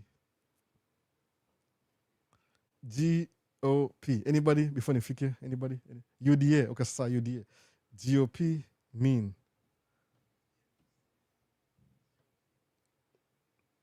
No. Nimesahau, man. Nimesahau. Kwani nimeka nini hapa? GOP mean. Republican Party. Naitwaje? Grand Old Party. Ndio jina. Grand Old Party. So, a party kama Ruto ni ODA. Those are private entities. Naona. Watu sawa hivyo kitu ina bypass. People think that GOP, Grand Old Party ndio GOP. Aitonga Republicans. Grand Old Party. Republicans. So, in their own circle, yeah, Republican, they have their own agenda and their own objectives. Sawa. So, okay, wana compete na nani? Kuna two-party system hapa. Kuna ingine itonga Democratic Party. Naona. Democratic Party, I don't know jina yao ni gani. Au tonga liberals, but I don't think they're liberals. According to me, according to what I know about politics, wote wako right wing, by the way. Ni ile Democratic Party iko right wing, GOP Party iko extreme right. Nothing is on the left. Hakuna libertarians. So anybody who's a libertarian, America, hauna party, you don't have a party. Na ni ile libertarians, kama mimi ni libertarian, hatuna party yetu kabisa, tuko peke yetu. Umeona sasa? So kama tuseme nikiongea juu ya Kenyan American home, Owen, sijui kwa nini. Okay, anaishi Colorado. Maybe Colorado, wife yake ni white. Maybe community yake ni ya white people. So akivote red, itanga red, itongaje, ni elephant na donkey. Elephant. Anafeel hiyo ndio community yake. Naona. Sasa mimi mwoga liberal. Mimi sinanga party, by the way. I don't really have a specific, kwa sababu na understand. Kama sasa niwaambie ukweli kabisa. Unajua nini? Okay, naweza ongea ama siongee. Maybe naachana naye. But ile I work for both people, by the way. Mufanyia kazi Republicans, mufanyia Democrats at the same time. Kwa nini? If a Republican calls me today, asemaje, I want you to take pictures. Nenda pale kama professional. Na take pictures. I want you to take videos. Na take videos. Democrats, when they call me, I'll do the same thing. Mona. Ni ile mujuanga Grand Old Party Republicans. Wakuna ideals zao. They're very clear on their website. Hata kuna siri. Naona. So you'll be ignorant kuvotia mtu na ujui what they stand for. Exactly. You'll be very ignorant. You actually need willful ignorance kudu hivyo. Umeona sasa? Willful. Ukingisha race, itakuwa utapata msako black. Kama kuna wase black people, wako Republican. Kama sijui ni governor wapi, kuna senate fulani. Because umeingia hiyo club, ya nini, specifically, you will do what the party objective is. Regardless of your race. No. Nile wase naive, what I think, because this guy is black, atafavor watu wa black. Hell no. Ni kama job. No. Watu sao hivyo. These are private entities. In other words, Nile, for you to play in that private entity, you have to pay to play. No. It's a pay to play game. So if you want to run for governor and you need the support of the Republican Party, you have to pay to play. Number one. You're number one. Okay, if you don't want to pay to play, lazima ukuwe na mechanism fulani that raise you funds to play. So si ati ni unaangalia wananchi. The party ya wananchi, it comes into play once you get into government. Mona sasa. But what are your objectives? If they pay for your campaign, once you get in, you have to pay them. It could be in terms of currency, number one, or advance their ideology. Sa, very simple. Lakini kuna wasowaga ignorant. Wanasema, unajua, mi napenda huyu msee. Si emotions, kuna objective. Kama hapa Minnesota, party hapa hivi, hiyo itwa DFL. Ni DFL. Ina identify na democratic, sabi kuna democratic, baitonga Democratic Party of Farmers and Laborers. Sa, Democratic Farmer and Laborer. DFL. So DFL inafuata ma farmers interests na laborers interests. So napata every time Minnesota ina win election kwa DFL ina win. Kwa nini? Because policy yao ina focus na farmers, which is what our countryside, na laborers. So ina campaign na labor union. Ukienda place kama Louisiana, upate Democratic Party yao ina focus na factories. Wakiwin elections, wana focus na factory. No. Si ati ni farmers, no. It doesn't really make sense. So wasi lazima understand. Alafu the way things are, is my party, si priority yao kukumake wewe kuwa aware. No. Priority yao ni kumake do. No. To raise enough funds to support their candidates so they can push their agenda. Period. Alafu mostly, is my party, end goal yao ni capitalism.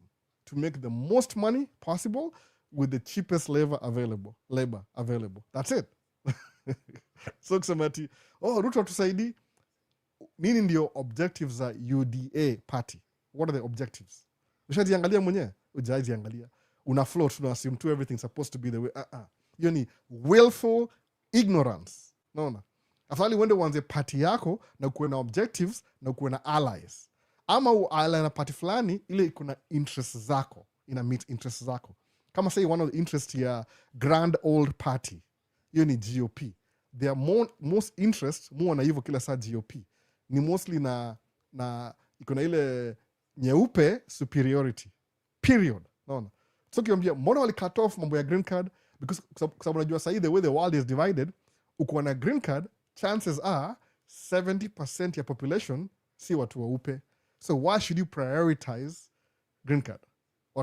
You need the bottom of their list. Hata prioritize hivyo. Mwona sasa? So kuna wase, they are learning these things in real time. Kwa nini? After kitusha happen. Willful ignorance. No. Hizi party ni private organizations. Ama ni private club. Watu unasahau it just flies over you.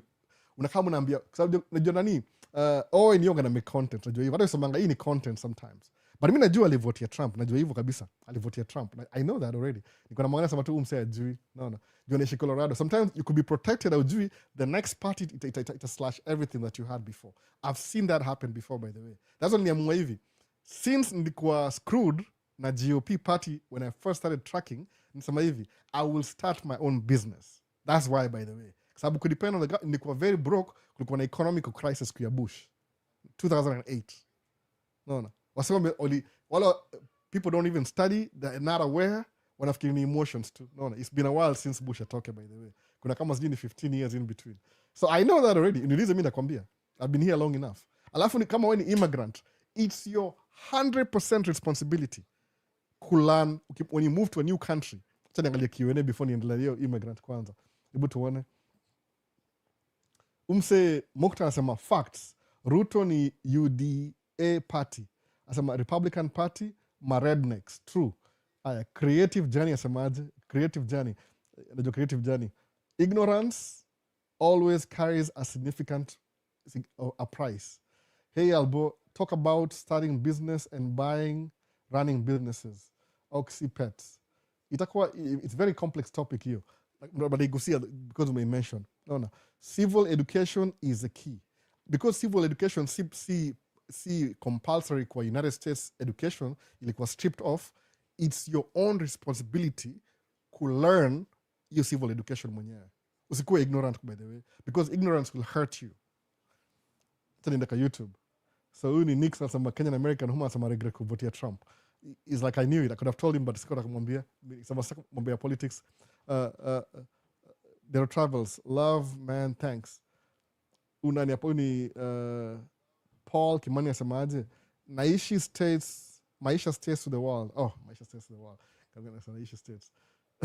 Albo, talk about what? Albo tuone. Albo, talk about DV lottery being cancelled. Ama utarudi after huyu jamaa ametoka. Ni law, by the way, but ni ile hiyo mambo ya DV iko govern na whoever who's in office. So ni ile either anaweza ignore ama ikuwe list of his priority. Because kulikuwa na government shutdown na agenda yao lazima wamalize. Unajua president yuko na 2 years ya could do everything they need to do in 2 years. Because kuna midterms. Every 2 years, America kuna every 2 years kuna election. Kuna presidential, alafu kuna midterms. Alafu presidential, alafu midterms. So Trump administration iko na agenda. They want to fulfill all the agenda before the midterms. Kwa nini? Because kupass agenda lazima ukuwe na House majority, Senate majority, na executive majority. And to this extent, kama say Supreme Court majority pia. No, Supreme Court. So, nini GOP iko na House majority, Senate majority, executive president, na Supreme Court majority. So, anything they want, ina pass through. No. Because they have all the power. Akona absolute power sahi. That's why the administration is after the kama hizi za ICE na illegal and nobody challenges them. Kwa nini? Because wakona everything iko lined up hivi. Yani nini yao ime line up hivi. Everything. What they want. But this year, election midterm, they might lose the House ama the Senate.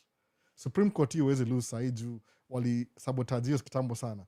So ni ile Democrats pia waki-win House, sometimes they do some stuff, sometimes they don't. They pia waga right wing. Musa mga pia ni right wing pia. But kuna agenda yao pia. So it's up to you to understand who are you supporting and why. No.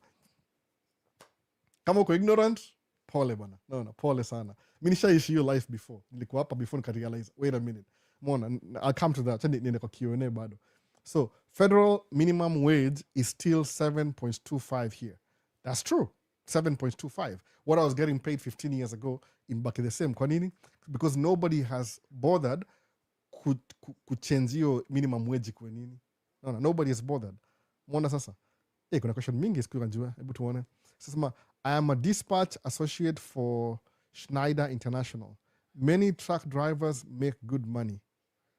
Oh, good for you. Good for you. You need to know how to spend the money though. Many foreign drivers come here to work for better pay. Dispatch for Eric Parsons. Watching from Ruaka. Okay, next Nigani. Are you a truck driver? Owner-operator. Alafu Erickson, Republican Party. GOP. I think Nile questioned that before. Hey Albo, Happy New Year, Chief. Good to see you. So kuna hiyo. So niko na track go through my questions on YouTube. Eric Parsons. My YouTube. Civil education is key. Hey Albo, talk about starting business and running businesses.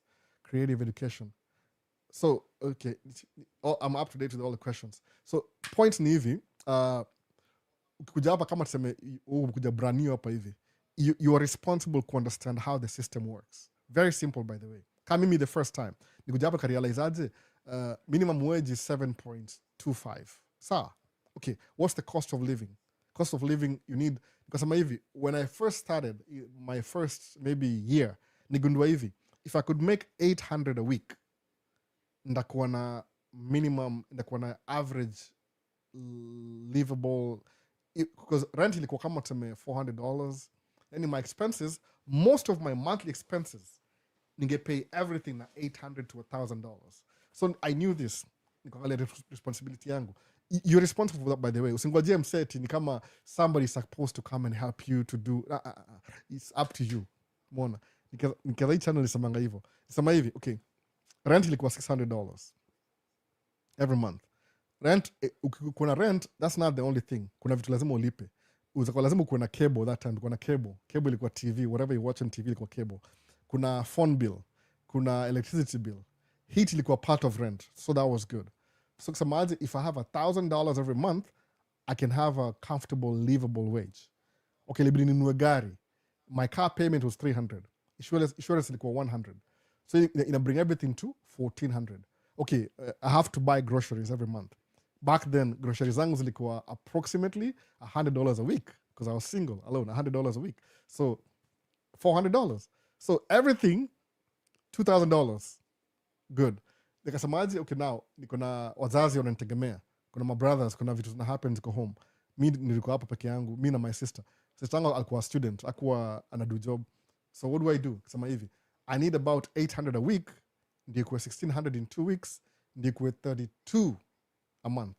If I get 32, alafu my monthly expenses ni $2,000. At least niko na $1,200 extra ya kufanya vitu zingine. Mwona hivyo sasa? That's what I knew. So kusema, okay, this is how much money I need a month. So how do I get to your paycheck ya $3,200? Nikaangalia kwenda chuo. I'll need 4 years. Okay, while I'm doing 4 years, who am I going to live with? Who's going to pay my bills? Albo ungeenda chuo. Okay, easy said than done. Say ni practical. The rubber meets the road. Who's going to pay for my bills while I'm going to school? Zero options. So if I'm going to do anything, I have to keep working, paying my bills while I'm doing it at the same time. Nikapata tracking school. Tracking school, maybe tracking school. You can get a loan, ile finance, student loans, kama student loan. Ilikuwa, the loan itself ilikuwa $4,500 student loan. But ilikuwa na interest. By time unailipa everything, ilikuwa about 5 plus interest. Ilikuwa very high interest, by the way. Because in student loan, isi ya biznama nini, ni student loan. Ilikuwa na very high interest. So approximately, student loan yangu ilikuwa $6,000. Nikachukua anyway. So I was learning for free, niko na student loan and cover, while I'm still working and pay my bills. Then it took me 3-4 times kupata test ya driving. Your process. Namongelea story kuna YouTube video. Hata kilenda do next week, what I'll do, ama kesho, I'll post my old video ya 3 years ago back to YouTube, ndio watu waone tena where I'm coming from. Ndaze combine zote hivi ni kama 1 hour. So, hiyo ni process. So, critically thinking. So what do I do? Ndaanza, I have to do tracking. So kwa the tracking, Swift Transportation, ilisema hivi, will pay for your student loan as long as you work for us for 2 years. How do they pay for it? In your paycheck every month, wana include $100. What was my payment here, student loan every month? Ilikuwa kama $250 for 2 years or something. So kusemaje, if they are paying me $100 for student loan, that means like they are paying for my student loan. So what am I going to do? Ndaongeza another 100, ndio at least wanilipie while I keep working for them. Nikaanza hivyo. So working for them, was it a lot of money? No. In the beginning, I think I was making maybe $150 a week for 2 weeks. Alafu ikaenda $250. Alafu ikaenda sijini $350 for, ilikuwa 1-2 weeks, $150 a week. So ilikuwa $300. Alafu 2 weeks, ilikuwa $250, $500. Alafu ikakuwa 2 weeks, $350. Alafu the 4th week ilikuwa kama $350 after a while. Then I got my own truck. Ilikuwa kama tuseme $400 a week to $600 a week. I did that for 2 years, by the way. When I'm lucky, sababu economy ilikuwa low pia, hatukuwa na mzigo vizuri kama saa hii, tulikuwa na struggle. So I would barely make $600 a week sometimes. On a good week, I'll make $800. On a bad week, $600. Ni survive bado 2 years. Because niko peke yangu na sikuwa na I had to pay rent still. I was paying my car payment, everything was the same.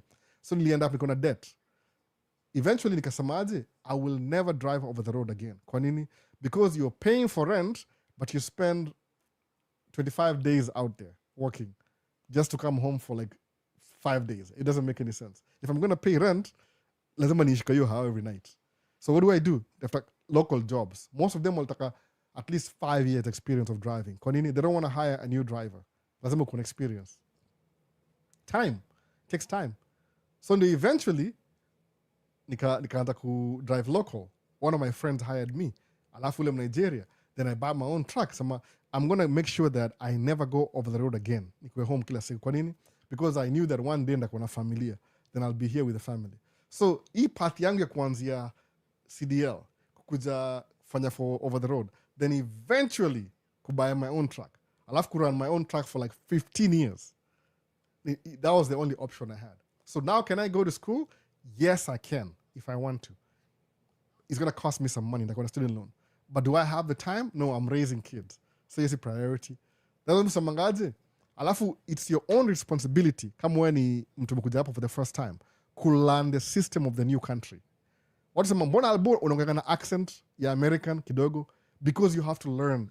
Your accent ya America itafungua njia zingine. You're not losing your original language. Bado yuko. Sinaongea Kiswahili na nyinyi bado. But ile nikiongea accent ya America inanisaidia navigate system. So it's your responsibility to understand system ya country mpya. Kama understand, utakuwa na complain kila siku because utai catch up. No. So musa mangaje, I'll do my best to understand this system.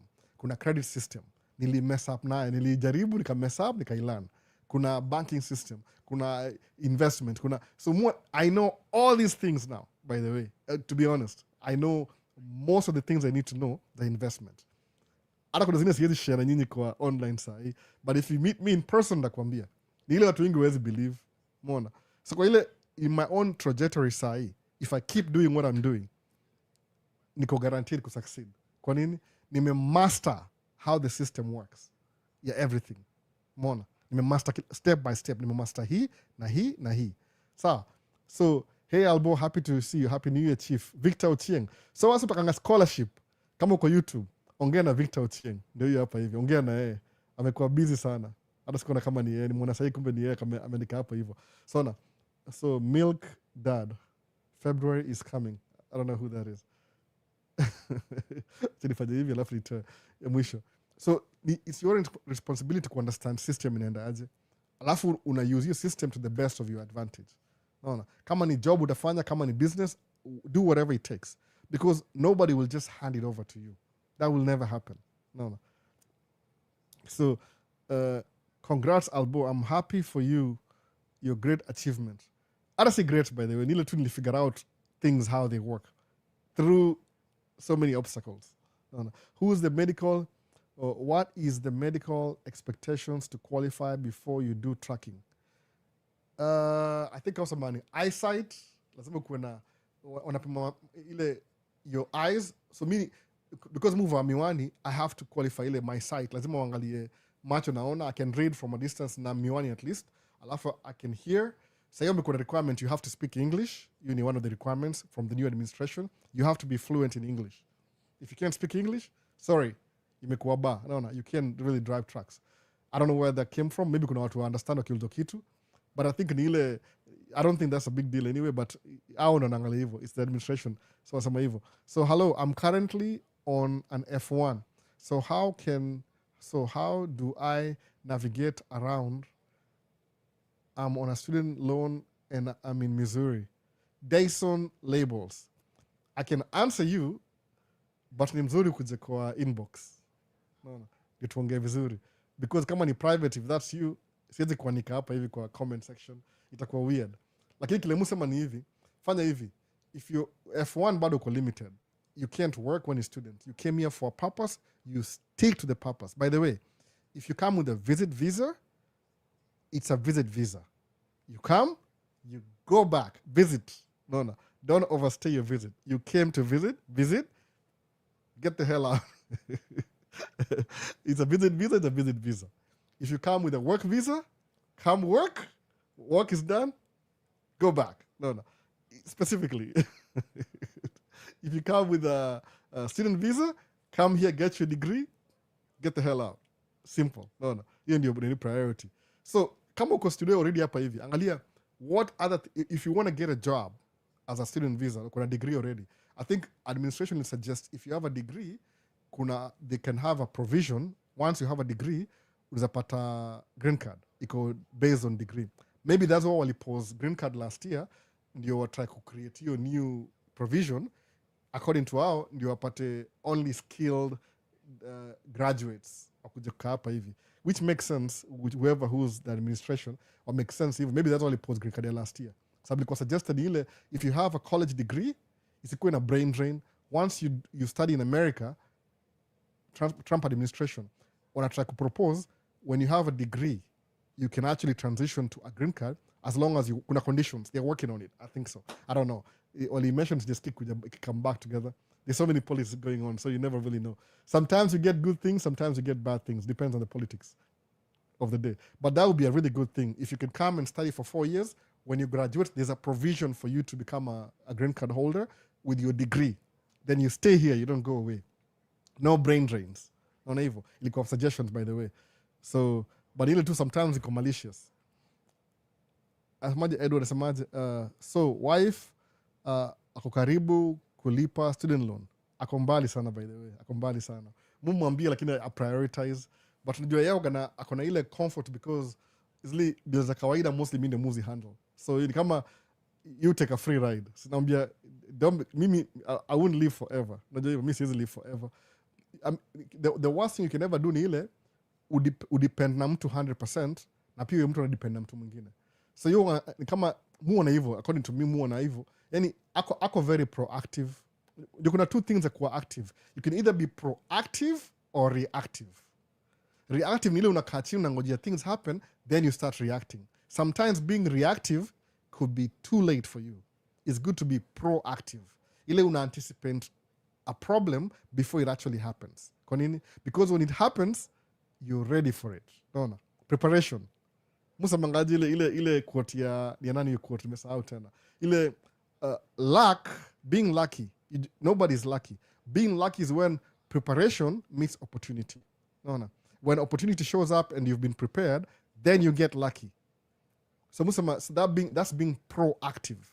When you're preparing for something, when it happens, you get lucky. Why? Because you prepared for it.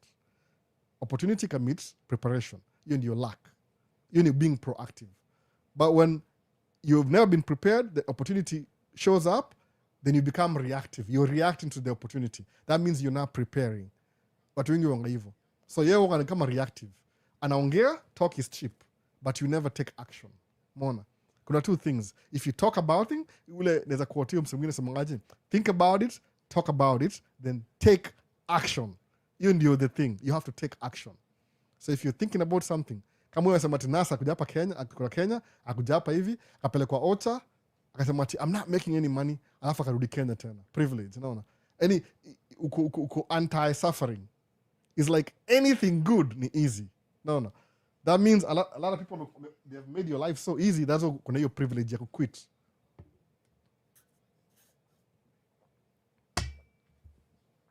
Kunywa maji tena. Nalemewa leo. Sema hivi, okay, why do you think nikienda tracking nilienda 4 times fail test. Fail test. Why do you think nilikuwa so much ile intense lazima ningepita test? Jiulize hiyo swali. Why do you think? Niko nishaona the end from the beginning. By the way, kama hujaijua albo mazee uko na muona makoti kwa hiyo video. Ulikuwa so determined because I saw the end from the beginning. Niko naona outcome already. Nikianza tracking semaje, niko na 2 options. Naweza enda shule ama ningie tracking. Shule singe afford because if tracking ilini cost. Niona let me take actions with my own personal responsibility can get tracking. Nilipasavia. I hate driving over the road. I hated every day unaamka kwa different city. Kama niko Minneapolis leo, na drive, na lala. Nikiamka niko Iowa. Na drive, na lala. Nikiamka niko Texas. Na drive, na lala. Nikiamka niko North Carolina. Na drive, na lala. That's what I was doing. I was just, niko na travel every day. Ina sound fun until uko na mzigo, ulipika mzigo kwa umechelewa, and you have to deliver on time na kuna clock. So that means brain yako ina run the whole day. Ukilala hata ikisema hivi, what I hated about driving over the road ni ile, even when you're home kwa reset, you're thinking about your load again. Time yako isimami. So niko na 2 years on the clock. I hated that.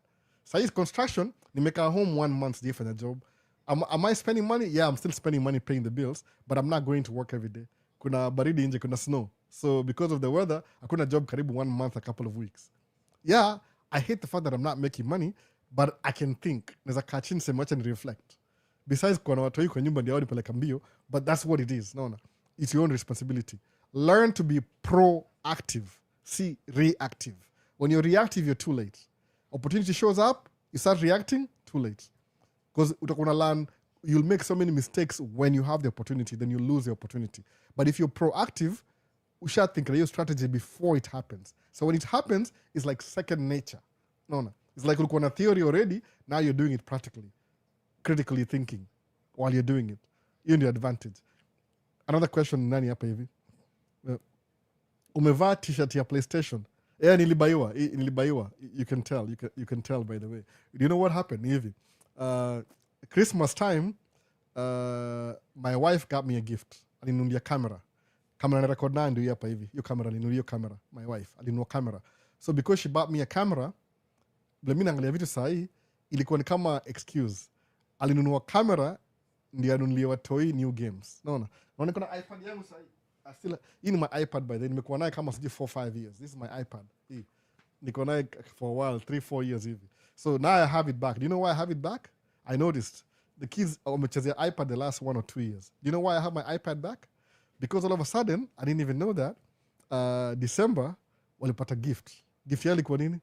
Brand new game. So, game ilikuwa nini? Una hiyo t-shirt. So mi ninunuliwa camera. Why? Ndio nisiongee story mob ni nyamaze. Because mwaga very proactive na mbianga wife, prioritize kulipa your student loan. Si kununua toi camera. Oh, but you see. No. So I'll spend pesa kununulia watoi video game mpya, the latest, na shati ya PlayStation, na mimi camera ndio nisiongee vitu mob. No. But akulipa student loan. No. Ile feelings. Musemaje, I'm sick of it. Hizi mwambia priority ni gani. It's up to her. No. Mimi on the other hand, mi kinunua camera for example.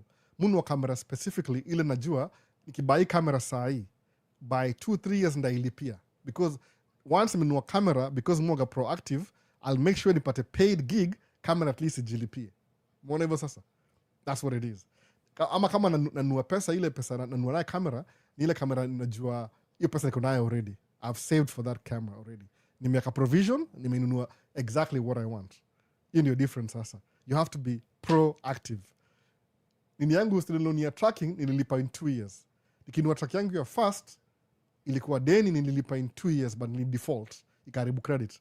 Track yangu ya pili nilipa in 1.5 years. Track ya tatu hata sikumbuki nilipa aje. Kuna moja niliuza. Kuna so many nimekuwa kama nimego through 7 tracks ama 8 tracks tangu nianze. I'm not really sure. Hebu tuanze.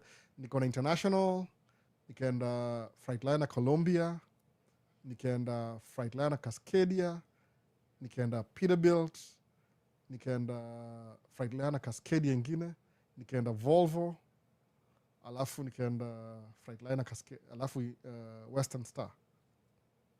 7-8 tracks.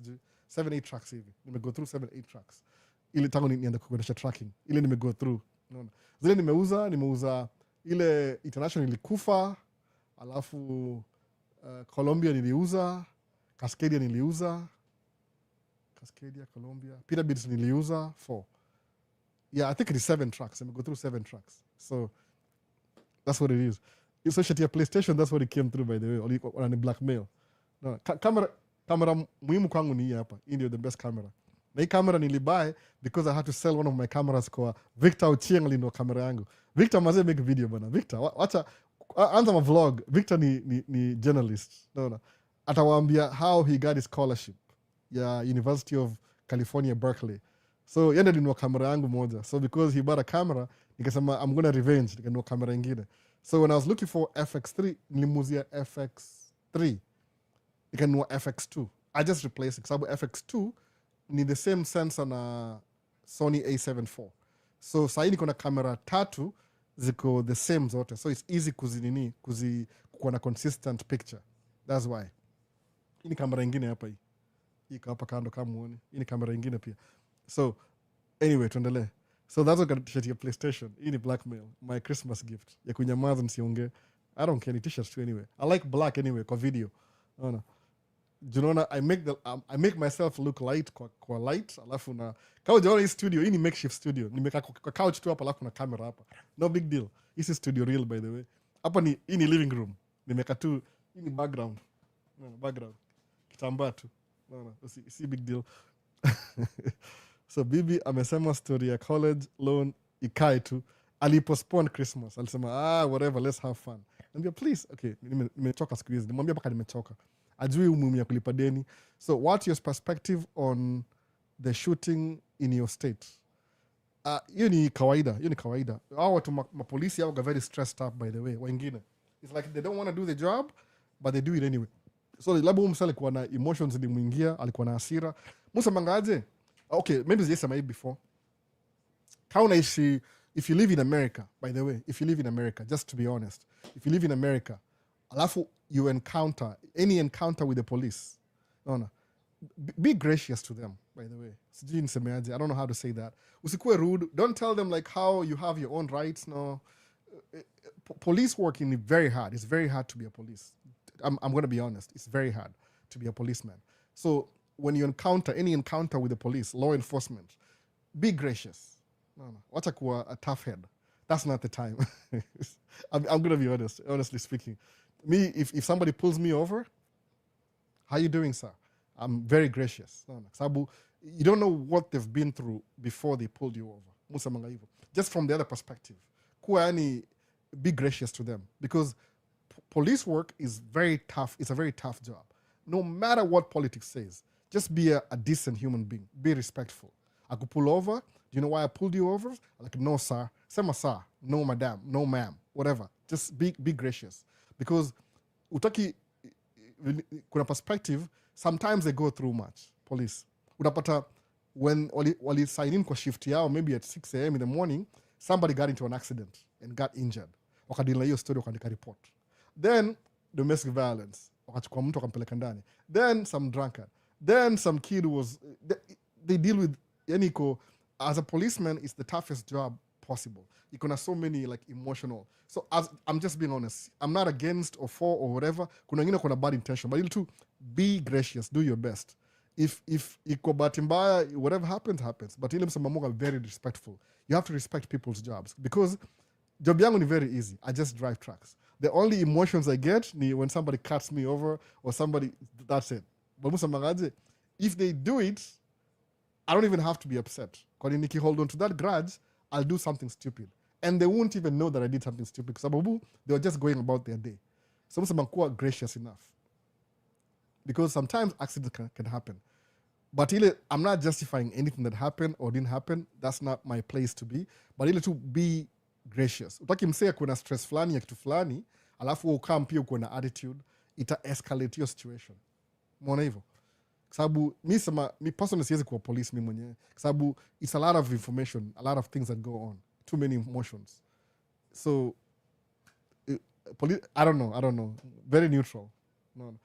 Because do your part. Proactive preparation. Do your part. I've been pulled over a couple of times. I was driving in Iowa. The last time I think I got pulled over. I was driving in Iowa, going to see my daughter in St. Louis, Missouri. Alafu nikakua pulled over. Why did I get pulled over? Niko na drive gari, niko na cruise control. Then there was somebody in front of me. Alikuwa na gari moja nimesahau jina, Nissan Altima. Niko na Toyota Camry. So wananipita, they pass me, ama ku overtake. Alafu wana slow down. Then I have to mess up my cruise control. Inaharibika tena reset. Tena wananipita, nikasema niwapite. So when I was passing them, nika overspeed kidogo ndio niwapite. Nikaenda mbele yao. It was a couple. It was like a kama girlfriend, boyfriend. Maybe young, maybe under 20. So they were just having fun. So ni kama wananipita alafu na slow down. They were taunting me, by the way. So when I was passing them, the trooper kaniona from the other side. Akapiga U-turn. Gave me a ticket. I got a speeding ticket. So why are you speeding? Nikamwambia enyewe officer, to be honest, mina drive kwenda mbali. I'm going to St. Louis, Missouri. I have 4 hours driving. Nimebaki. But I was saying niko na cruise control. They passed me alafu na slow down. Nikamwambia kweli kabisa, I can't really tell. Haukuwa na camera or anything. Yakasema because of that, akakuwa gracious to me, huyo polisi. Nimwambia my situation. Nimwambia I know my rights. That's not the place. That's not the time to do that. No. And also maybe to continue. So what I did ni hivi, nikamwambia tu situation. I'm going to see my daughter. I'm trying to get there because niko tired. Mu drive for a living. Nikaona license, nikaona CDL, commercial driver's license. Akaniambia because you have a commercial driver license and you're going to see your daughter and I know you drive for a living, atakuwa lenient kidogo. Unaona? Anasema niko na overspeed vibaya sana by the way. Nilikuwa 65 miles an hour place. I think I was doing 78. No. So akasema ndaka ulikuwa na drive 68. Thank you officer, because kama angenipatia 68 ingekuwa 78, insurance yangu ya truck ingeenda juu. No. Alafu nilikuwa very messed up for like about a year. So because nimwambia ukweli, I didn't have to lie. Yeye mwenyewe akaona judgment akasema okay, I get it. No. It was so how often do you akasema every 3 weeks move travel even the same way. So I'm just trying to be keeping the speed limit, na these people keep messing me up. I understand, by the way. Akanipatia a lesser, but I still got to pay for the ticket. That was the last time I got a ticket. Gracious enough. No. Sikufight na yeye tukaanza kuargue. Actually tukaanza kuongea ni kama mabeste. I mean, it's a human being. Just treat people with respect. No. People go through a lot. You don't want achukua ile situation ya the last thing alipata afa kuja ibring kwako, bring your attitude, and they are trying to decompress. So they must hivyo, be respectful. No. Ibaya kuna watu au wengine weupe au wana kama pia wako superior everywhere. No. Kwa sababu I don't know. Anyway, ni attitude yao, ni culture. That's what I would say. Kama wewe mtu you understand what I'm saying? Just be gracious, be respectful. Vilifundishwa ile just be respectful, be gracious. Kama wenyewe si gracious, let it be on them. Si wewe. Just be respectful, be gracious. No. Don't try and memorize whatever you want to do. No. So, requirement for English is because a lot of people were missing road signs and causing accidents. That's true. And negligence. Ilikuwa hivyo before. Alafu 100%. Hi, yeah, it's true. Learning how the system works makes your life a lot easier. Thanks for being consistent. That's true, by the way. That's true. Nazasema hivyo. Musa mangaje kila siku. If I nikuja hapa kama immigrant, ni learn accent, mwonge na accent ya American. Kidogo ile tu ya kuomba maji ile. Niko naye kidogo, by the way. I don't know how. Siwezi jo extend until tuongea na wewe. Nikiongea na Wangoso mtu akuongea, hata si Wangoso, Americans mtu akuongea as American as possible. Because I'm actually American now. Mimi ni American citizen. But tunasemaje, you have to unaland ile kilugha ile. Kwa nini? Just to make your life easier. Understand credit system. You huwezi transfer lifestyle ya Kenya uilete hapa States. Mbona una twang? No, kwa sababu kuna wase wengi wanafikiria ati mwaga na twang. Mbona una wang? Mpaka I'm teaching you how to speak na bado unaniingilia. Na ujui, if you learn the American accent, uende kwa embassy tukua business, uende tukua visit visa ama student visa, alafu unge accent ya American, utapewa visa, by the way. Because utaongele lugha any. You know, one of the things, by the way, if you be proud. By the way, mimi ni bilingual. Sinaongea Kiswahili sahi, naongea Kiswahili, naongea English ya Kenya, niko bilingual. Your brain can handle that. Unaweza kuongea kama best yangu, yongea Kifrench, yongea English, yongea Swahili, anajua hizo languages zote, anazijua. You have the capacity to do that, by the way. It was a new language. So kingilia msee because anaongea na American accent, sijui ni Calligraph Jones.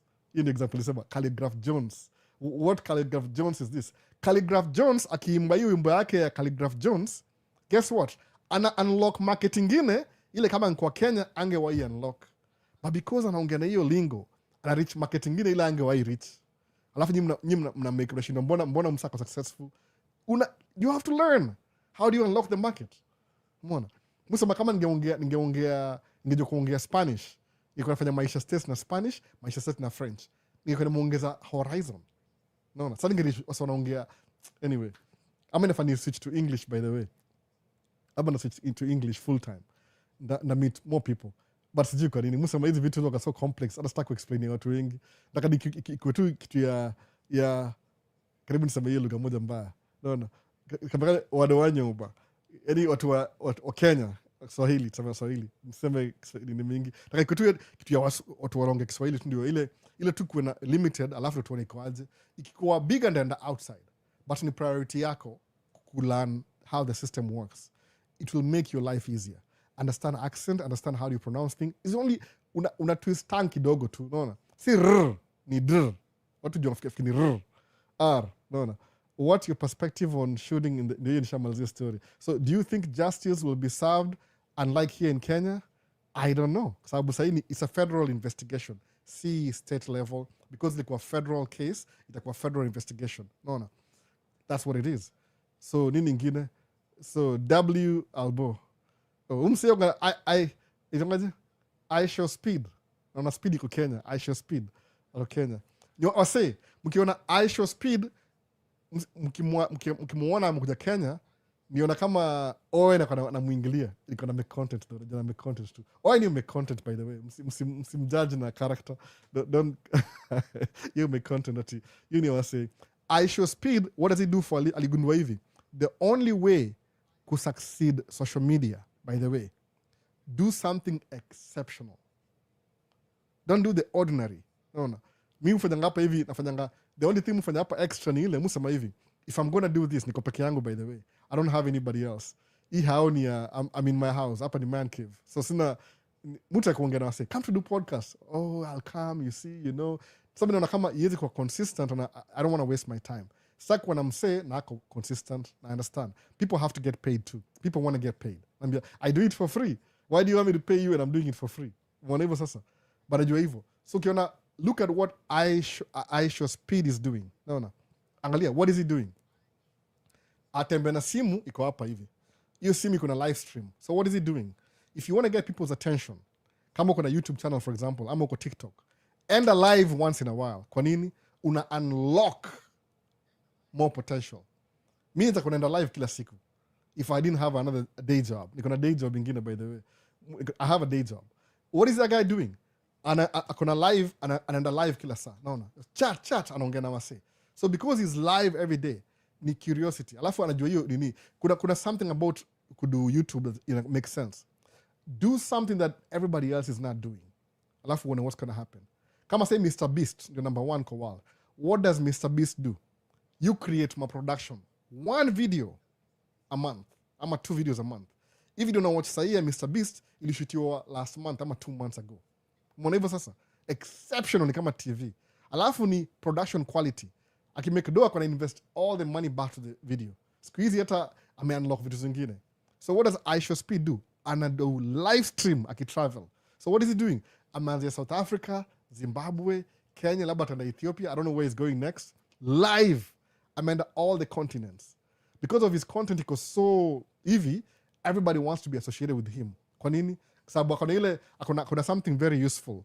Akona the currency of attention. See money by the way. Do the thing, money will catch up with you. So musamangaji hivi, in my limited abilities, the only thing I can do, sahi kama Maisha states, ni could do a quality video and quality audio. Sawa, period, by the way. Alafu, I'm learning how to do it. If you want me to teach you how to do this, I will teach you too. I don't mind at all, by the way. Nakambia mtu mianga, ini Rode microphone. I don't know what it initongaji. Rode DB, ni SM7DB Rode. Utafungua sijui mtu mia Rode hapa hivi. Niko na DJI mic 2 backup. Niko na audio, niko na hii stand, niko na camera gani, niko na everything I use nakwambia. It's too much equipment by the way. Maybe you might not even afford some of this equipment, maybe. But that won't stop you from making content. No. Find something exceptional that ukuna ile currency ya attention. So yeye kila nafanya nila kuna currency ya attention. How long does he live stream? I'm moving hivi. I want to learn what he's using to make everything work. Anatoa wapi ni live stream? Kwa sababu najua kitu moja, kile nimenotice ni hivi, yofanyanga live, alafu ana recording at the same time. So meaning they're using very good cameras. Kama hii hapa. Hii camera ni poa sana by the way. One of the good cameras ndio hii hapa. Nitoe nionyeshe. Sijui naweza unhook. Hii ni man, sijui kama nitachukua kweli. Ndio hiyo. Hii ni kamera yangu moja, unaona hii? Hii ni kamera ya video. Najua kuna msana salivate saa hii. Ni pieces by the way, ni pieces. Kuna hii. Hii ni kama ina cancel light iko hapa very bright. Unaona hii? Alafu nimeweka hii kama nini, kama inakaa hivi. Hii ni extension too by the way, extension. Ni kama kofia. Microphone, screen, FX2, ni FX2. Iko na hii kitu mpya. Very expensive camera by the way. I think it's 3,000 or something. Hii ndio, I always want to have one dedicated video camera. So nikienda professionalism, nikishow up na hii, people take me seriously. Do I know how to use it? Maybe 40%. I don't know how to use everything on this camera. But mujaribu. Ni lens too by the way. No. Naiweka hapa hivi, kameweka hapa by the way. Ndio hiyo, inastika hapa. Is it stuck? Okay. Hivyo, you have to learn how to use these things. Kama kuna hiyo ability, una invest alafu una learn. So angalia, what is he doing that makes people watch him? Do the same thing. Sema aje, I'll duplicate what I Show Speed is doing in my own neighborhood. Alafu ni build towards that. Mona. Mi najua kuvlog. My only problem, I'm very shy. I'm pretty sure hata Aisha Speed ni shy. But it's done it so many times, imekuwa kawaida. Mona. So mambo, ongelea stories za investment huku or properties. Miss Korir. Investment kama gani? Number one, ingia real estate. Yes, siwezi kuambia what to do. Mbona imezimika? I don't know. What did I do? Something imezimika ama? Live. Able to wanna. Niko live bado. Maybe nigusa kitu by mistake. I'm monitoring. Investment musema hivi. If you can, ingia real estate. Period. Investment. Nakambia tu kweli kabisa. Miss Korir. Ingia investment. Ingia real estate. Why do I say that? Kuna vitu, one of the things ni ile, kama tuseme musema hivi, okay, kuna two types of investment. Before last year, kuna think upper states. See last year, this year kuna different perspective. Nimemitua sawa Kenya, nasema kuna so many, ingia real estate. Kwa nini? Real estate ni ile, you own property that you rent out to people. Kwa nini? One of the most basic need, what's basic need? Ni food, shelter, and clothing. Hizo tutatu. Food, shelter, clothing. Sawa. So angalia, hizo three basic needs. So uki own real estate, alafu basic needs za binadamu ni shelter. What does that mean? Everybody needs a roof over their head if they can afford it. So ukiingia real estate, we invest in real estate, you are guaranteed to be making money for the rest of your life. Kwa nini? People need shelter. So you're renting shelter. That means unamake hiyo nini yako, hiyo income produce inakuwa kama continuous. Unaona hivyo, inakuwa continuous. Invest na real estate. Hata mimi ndio musemangaje, if I could invest, kama usemaje, my expenses every month ni kama between $5,000 to $6,000 a month, by the way. Useme ati, oh my goodness, alboni bido mob sana. Yangu ni cheap. Kuna wasio spend 20. Kuna wasio spend 3 ama 4. It depends. But mimi 4 kids na house kila kitu ni kama between $4,000 to $5,000 a month expenses states. So that being said, you know the lifestyle. So imagine how much money you need to make with 3 or 4 kids. Na hii lifestyle yangu, by the way, it's a very expensive lifestyle. But you know, ni kama middle class hivi. Ama upper middle class, depending on how you look at it. But ni ile real estate ni ile, you can never go wrong. So if I can invest in a house sahi, inimekie $10,000 a month, that means my bills are paid. Then I can have time to go do videography and cinema production full time.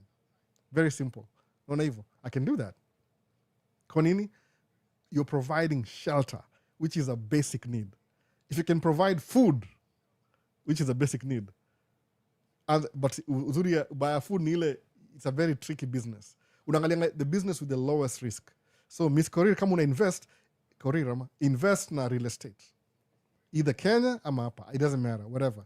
Hata kama ni mortgage usiogope, kwa sababu ni hivi, there's something nililearn. Nitapostia video next week. Best yangu nilifundisha kitu by the way. Niambia, there's good debt and bad debt.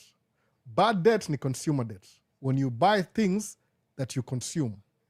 Good debt ni ile, you borrow money to buy an investment that produces cash flow. Sawa. So I can buy a 100-unit apartment. Sawa. Calculator. I need calculator sahi.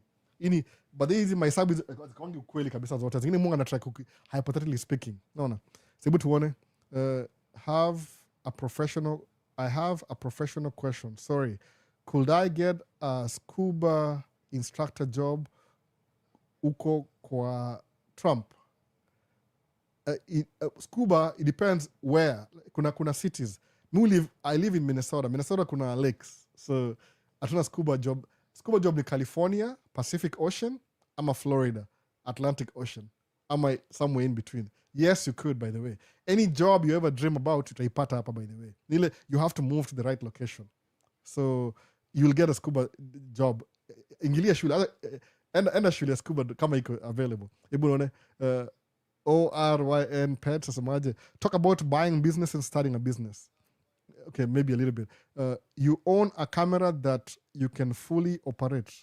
You own a camera that you cannot fully operate. Yes, by the way. Yes, 100%. I own a camera. Munga, you don't know my policy? Musema, start before you're ready.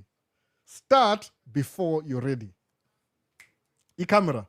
I can operate it. What are you talking about? The basics, by the way. Nile, it has so much, but it's a cinema. What's this about nini bana? Mini your story. I'm on nini. So the camera ndio hii hapa hivi. Hii ni FX, Sony FX, Sony FX nini? Sony FX2. Ndio hii hapa hivi. Unaona, inakaa hivyo. Camera. Do you think I know everything about this camera? No, I don't. I know enough to make it work, by the way. See, I can't operate everything. Najua basics. Hii camera is so complex. Ni Sony, ni cinema line. So ni watu wa movie. Do you shoot movie aje? Movie you shoot aje, by the way. Not everybody in the movie knows how to operate all the camera. I'll hire specialist wa specific camera. Kama hujaijua. Shooting a movie is a whole team. Kuna specialist wa audio.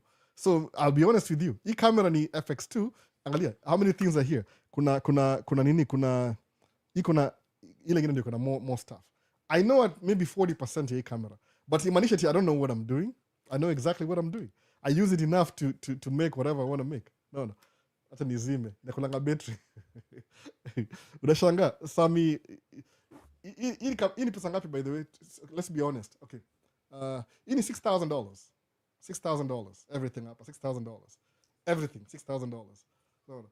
But namui by pole. If I make money, ikifanya kilipwa shooting, if I make money, kuna tripod hapa, by the way. Ama iko out of the scene. Sijui. Ndio hii tripod hapa. Iko wapi naona hapa? Ndio hii. Angalia hii. Ina click tu, unaitoa hivi. Ile quick release. Ndio ile quick release. So when nikibeba naibeba hivi, nikimalizana naye na kama hivi na clip tu ningi hapa. No. Ina click. Alafu ni make sure hold on. Hii screen inanisaidia sometimes kina kushoot vitu unapata overhead light iko too bright. So hii ina cancel ile light ya juu. Sometimes unaweza cancel side na side. Unaweza increase zingine hapa hivi, ongeza zingine hapa, nyingine hapa. Iko ile iko narrow mpaka unasema tu na focus na hivi. I'm not a professional, sikuenda shule. So that's why Sami Lonet, I own a camera that I don't know how to use. See, I don't know how to make videos. Nile, there's some features that go above my pay scale. No.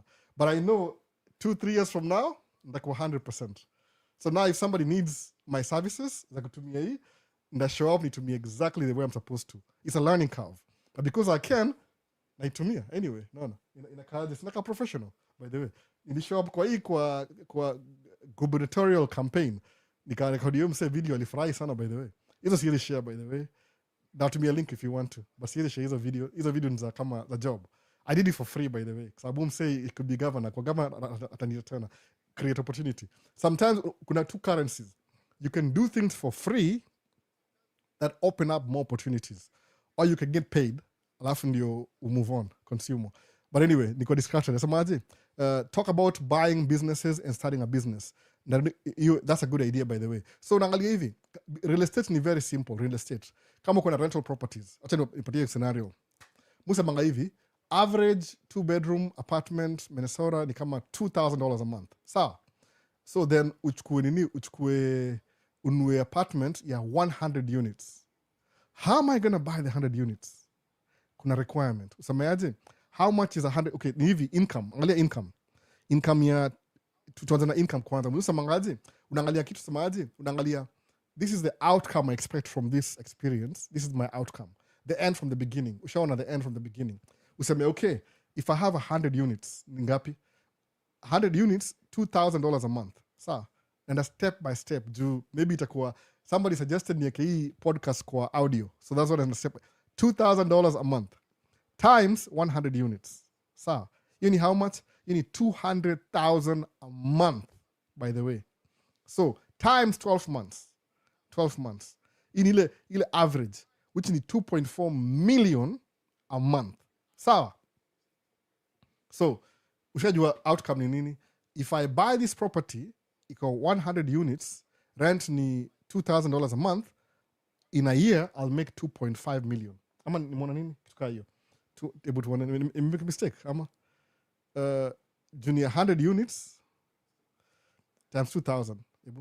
100 units. Ama nimeenda wrong. 100 units times $2,000.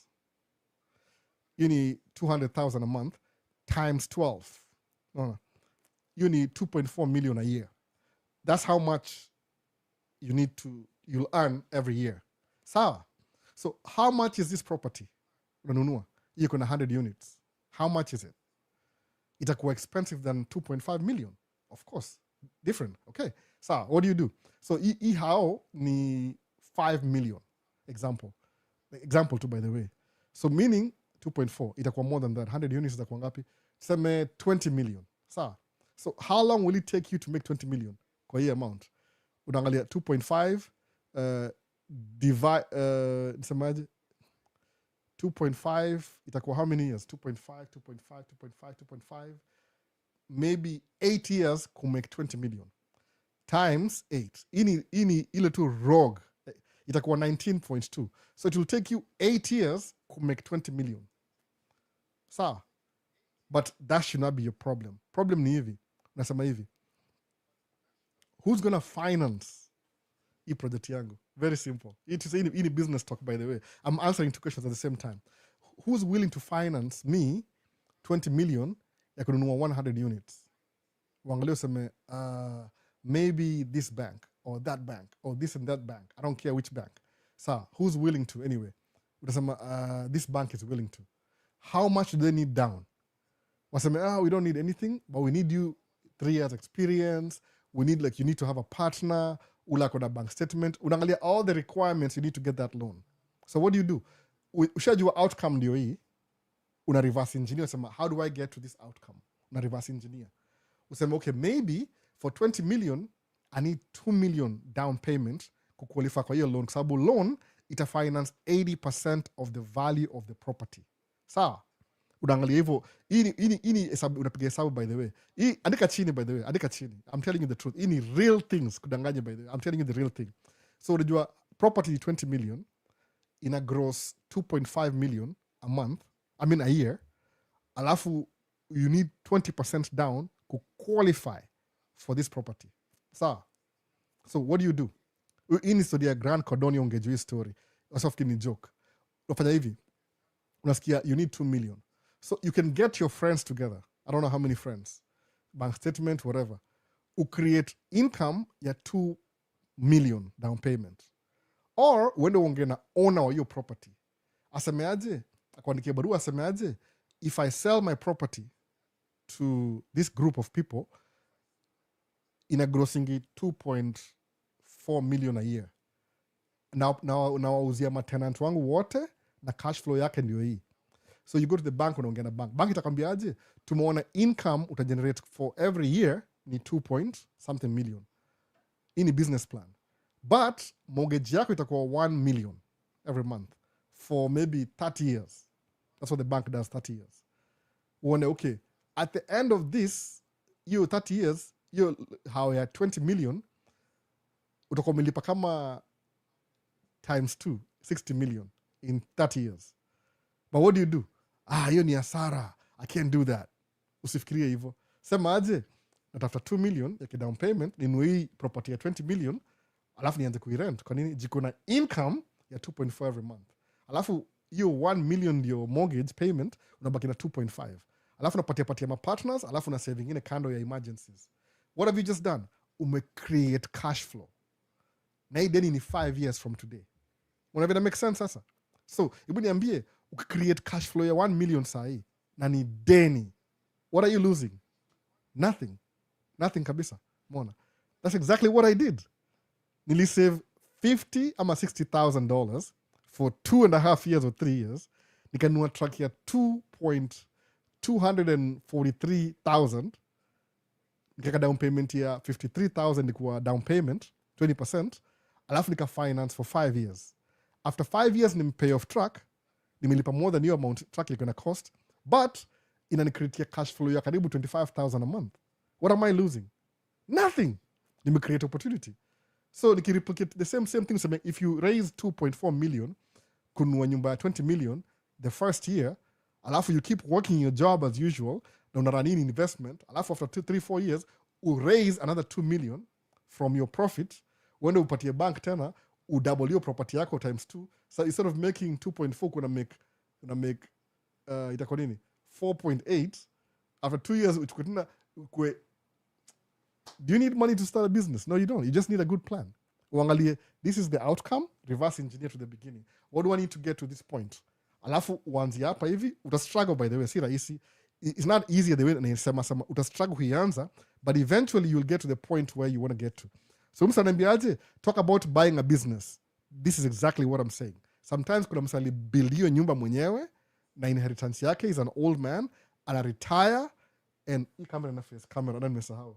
Ningetoa kitu kwa siri. Inakuwa distracted. Isemaje?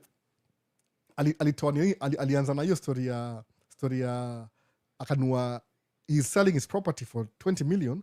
Una show up, you buy the business from him, ile investment kila kitu, alafu you pay them all the money, mna agree, anapata cash, anaenda anafanya vitu, ana retire or something, whatever he wants to do, alafu that's how you buy a business. You buy an existing business. Si lazima ujenge nyumba yako brand new. Unaweza pata kama Creative Journey ameenda Kenya, amebuild hao ya 100 units Kenya, alafu mimi nimebuy hiyo hao yake cash, nimempatia pesa, amechukua pesa, ameenda amejenga ingine tena. So his job ni ile anajenga manyumba na uzia wasa wa diaspora yote kabisa. Mimi kama naibuy na create cash flow. That's how you make money, step by step. No. See it everything at once, step by step. No hivyo, step by step. That's how you buy a business. Are you losing anything? No, you're not. Uko sawa, uko on point kabisa. Nataka kuangalia time, saa ngapi saa hii? Niko na 20 minutes ya live by the way, alafu nimalize. Nimeanza mapema leo. I don't want to exceed my privilege. So that's how you create a business. See jokes by the way. Uta create something na ile excess money, ita produce cash flow. Because for me, if you're making 250,000 for example a month, ama 2.4 million a month, usemeaje? Ndatoa tu kama tuseme 400,000 ni spread into monthly, nijilipe. You're set for life. You don't need to work for anybody. Utakuwa tu na run your business. What took that? So that's the point. Ni ile usemaje, how do I get access to 2 million down payment? Na bank gani, who am I going to work with? You start planning before. Uangalie, this is my outcome. Ureverse engineer, this is how I want to get there. Hiyo ndio mpango yangu by the way. The only thing you realize hivi, because mimi na wife soka tuna make plans pamoja ya kudo business, yeye bado hajakuwa sold out bado. She's not really there yet. Yeye bado kwa shule, amalize graduate, and so mimi na yeye hatuko the same perspective, tuko different kidogo. What I want to do, bado hajafikia hiyo place bado. Yeye kuna priorities zake. So nasema I'm going to give up kuinvest business directly. Nikaongea na my brother, my family, atakufanya hivyo pia. Bado wako, everybody's in their own line. Sisi wangojea wafike by the way. So what I'm going to do ni ile, ndaanza kivyangu, ni build hiyo down payment ya my next investment. Like I did with the truck. That's all I'm doing by the way. Nikiachieve your goal because I've already seen the outcome, nataka kudo job. I'll be doing videos full time. Ndakuwa Aisha speed. Ndakuwa Maisha state speed. Aitaka Maisha state, sijui itakuwa nini. Albo speed. Ndio jina yake si Aisha speed by the way. Hiyo ni jina ya channel tu. Alafu uta create vitu hivyo. That's how you buy an existing business. Hata kama ni deni, don't think about the debt. Think about the cash flow. So as long as una cash flow, 3, 4, 5 years, you can buy another property. Alafu udouble. Alafu the more una double, like triple, utakuwa na more, you can even pay off one in full. Wanza kuenjoy hiyo pesa 100%. Naona sasa. So, back to the question, ilikuwa nini? Hebu tuone. Ilikuwa ule Sami Loneta sama, you own cameras that you can't fully operate. Yeah, it's true. See, joke. I don't know everything about camera. I'm still learning every day. Kuna very many things. No. I'm learning. Mushud na S-Log3. Kuna S-Log2. Kuna sijui Cinetone. I've never used Cinetone. Mutumia S-Log3. This is the easiest. So, that's what I'm saying. I don't know everything. No. Sijai to me. I'm still an experiment. Mona sasa. Lenses. Niko very specific the way I shoot. Whatever I know is what I know. Kwa sababu stretch hivi, fanya hivi. I don't know how to do that. But imanisha it is operations. But guess what? The fact that sijui right now, give me a year from now, Sami Lonet, I'll know everything about the camera anyway. Siliko hivyo. Nikianza live, I knew nothing about this setup. I knew nothing about it. Nothing. As zero, by the way. Because you're live, unafanya live kwa nini. I didn't know how to use StreamYard. Nifundishwa na wife, by the way. Camera nijua because nilikuwa natumia Canon kitambo, Canon. Nika switch to Sony. I knew nothing about Sony. But the thing ile, because I'm using Sony on a daily basis, every time I make a bad video, what did I go wrong? Alafu na learn, alafu na crystallize. Ni kama ku ride bike. You'll fall, eventually you'll succeed. You ride the bike. So why is it that most people in the US like to calculate their income yearly? Is there a good reason for it? Jane Muya, taxes. Taxes ni percentage of the yearly income. That's why. Because every year, even business, how much money did I make this month? How much is taxes? the taxes yearly. No. Kama mimi kwa business, I can choose ni file quarterly ama yearly. But because sifanyangi job 12 months, mufanya job kama 9 months, so mu calculate yearly. It makes sense. Juu utapata the first quarter sitakuwa na income zero. No. I'm not working right now. Nafanya tu video for free hapa hivi. Free videos with very expensive cameras na very expensive everything. No. Inajaribu kuwa clear kidogo. Live stream iko wangi clear sana by the way because kuna factors zinaikatia. But recorded version iko very clear. So camera is a good investment. You can do a lot of things when you decide to retire and make money. Yeah, that's true. Creative journey. Nimesahau creative journey ni nani? Namkumbuka. Sasa you invest in property, go to school, learn what? Go to school. So the whole comment, creative journey. Invest in property, go to school, learn basic construction, and fix your property as you stay busy. That's true. Alafu God bless Irungu asemaje. Leo nimechelewa jo. Usijali, mwaga na recording ya the whole session. The whole session iko na recording by the way. The whole session. Just in case una misi live. Niko very proactive. Osa najua.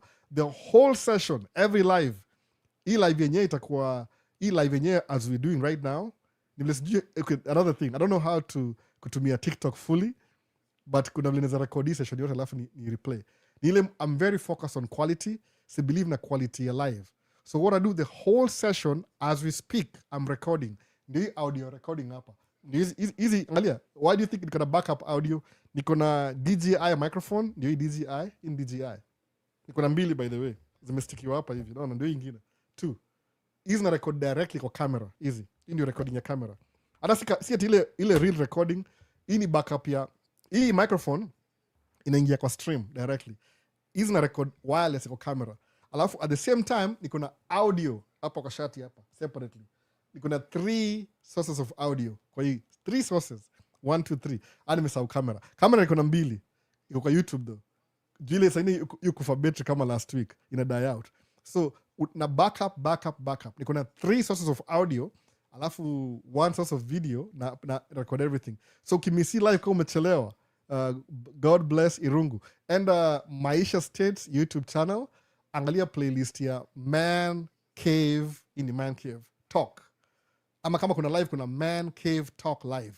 Utaona ile session ya live the way YouTube may record. You disclaimer, itakuwa clear sana. Audio could be all over the place. But ile Man Cave Talk live, mu post every Friday after hiyo wiki ya nini. Mufanyanga tu hii Q&A once a week. So, I mean, seriously do every day. I can't. I have a day job. Kama sahi, my day job is doing absolutely nothing. Spending the whole day with my daughter. Hiyo ndio my main job sahi. So, kuna record ya hii session. Ukimiss, usipoe miss, maybe 2 years from now, ndeka hii clip kwa TikTok. Maybe kanda kumbuka sijui.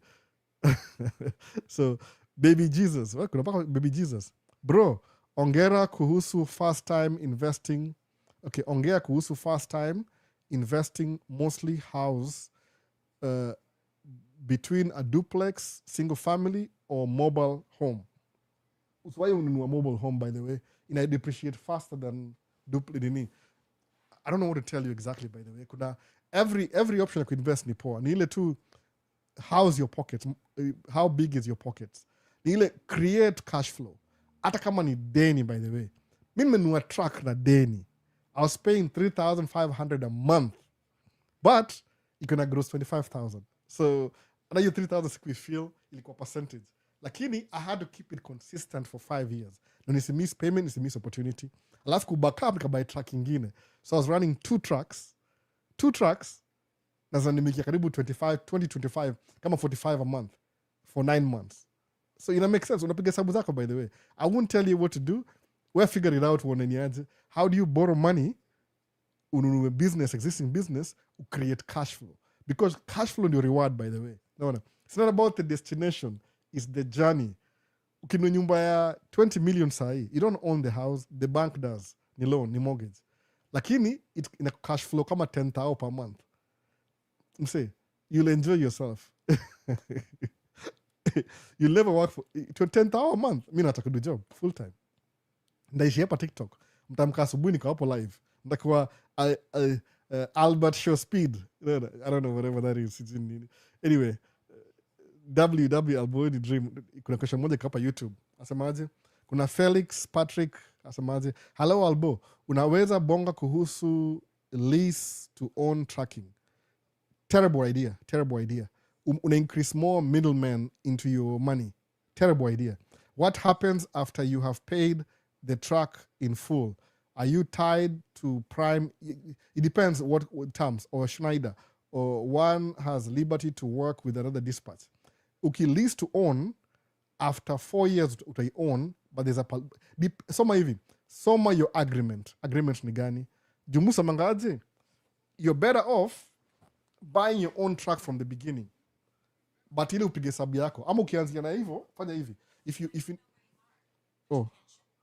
wacha tu niambie siri and like kuongea, fanya hivi, if you need to lease to own, sawa, lease to own, lakini prioritize kitu moja, live within your means, save extra money. Kwa nini? Because eventually utakaanza kubuild your income. Hiyo ndio trick, by the way. There's no magic trick. Mimi nilisave for 2.5 years karibu $100,000 US. Junijua I want to buy a truck. Na truck ilikuwa 200 and something thousand. Kwenda kwa bank wananiambia we need 20% down in the cost of the truck. Nikamwambia ndio hii hata kuamini, nikamwandikia check. Yani nilisave for 2 years quietly and silently. Ski story by this day waambia, labda ndawaambia itakuwa clips kimoja. I was saving for 2.5 years money, so quietly, so diligently, mpaka by the time we show up na hiyo 20% down, my wife was mad at me. You mean you had money all this time, we needed money and you didn't say a word? I don't trust you anymore. Mi niko nacheka tu, sema tu, kwani ningekwambia kweli wewe? Kwa sababu priority yake ilikuwa nimlipie student loan, tuende trip, niambia nilisave quietly for 3 years. Quietly, 100,000. Kubuy truck, nika end up na 53,000 nipatia bank. Nipiga picha, by the way. I can show you, but sijui nitaje hiyo picha mpaka niwa show exactly. I can find it. Nikanunua truck ya 200,000. Alafu hiyo truck nilibuy because my wife had a license. Kamwambia aje, sawa, fanya hivi. My wife was my first driver, kind of. Si driver, but ile tu truck was ours, but nilimwambia aje, since nimebuy truck brand new, na business inaendelea, you drive the brand new truck. So she drove the brand new truck for 2 years. The third year kakadere. The fourth year dere. The fifth year sahi inakuwa paid off last year. I was the one who was driving. So this is the first time I'm driving my brand new truck that I pay off. The last leg. Sahi iko paid off. Ni old kidogo, by the way. But guess what? I'm used to it. Because me, personally, I'm always buying old trucks anyway. The goal si kukuwa na deni, ni use that money, the cash flow, kusave for the next thing. Sawa, what time is it? Niko na 7 minutes. Tamaliza bana. Niliza mapema leo kidogo. So, because I know my daughter was looking for me. See destination in the journey. The journey, believe me, create cash flow at $10,000, you'll be the happiest man alive. You should create your system already. It's a system. Create systems. Usiende job kila siku. You're working on somebody else's system. Any somebody else's system that created. No. See wherever.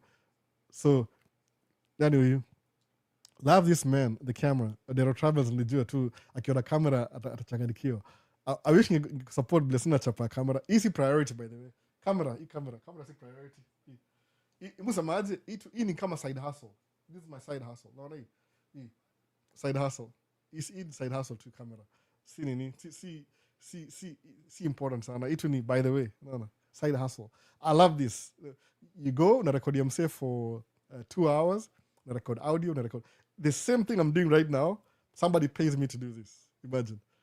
Anaongea, unamrecord, alafu unakaa unakaa chini, unai-edit, alafu unamrudishia, anakulipa. It is job ever. Sija drive truck the whole day, sija nothing. I love it. Lakini, if I want to make this equally viable, I have to work harder. Lazima ni learn system. I have to buy new cameras. Itu ni extension, by the way. There are travels extension too. Ile za kubaia ukitaka. Nibile tu saizi juu natuma nani. Nobody akuja Kenya this time. Wakam Kenya wali sneak out haraka. So that's, how many minutes? I have maybe 4 minutes to go. 5 minutes to go. Wase. So kama una swali sneak in haraka. Hey Albo, which cameras are those? Hii ni Sony FX2. Alafu hii natumia kurecord hapa directly ni Sony Musa ujina inaitwaje? Sony A7R5. Alafu hii ni Sony 6600. Alafu hii ni Sony 6600. Ziko na Sony lenses pia. Sony. Everything iko na Sony lenses except hii na ile. Ile ni Tamron, hii ni Sigma. I can't afford the new ones, they're too expensive. I can't afford it. Hii ni, I need a 16 to 35. Hii ni 16 to 28 Sigma. Ile ni Tamron 35 to 150. I need a 50 to 150 Sony. Ni $4,000. Camera ingine. Siwezi afford sahi. Unless you get the job back to back to back and ninunue eventually. Mwanevo sasa. That's why. So nini ingine? I got the... Samaje, bro, ongea jua. I got the idea now, buy an existing business. Yeah, do that. Buy an existing business. Kama uko na idea, tuongee. I'm always looking for somebody who's willing to invest. I have a crazy mind though. Crazy mind. So if you want to link up tuongee, seriously, si ile joke ile tunaongea alafu na story kesho. No. I have an idea. You can invest even with your job. Ni ile tu, how do you spend your money? If you live within your means, you prioritize to save money for your next investment. That's how you do it. No.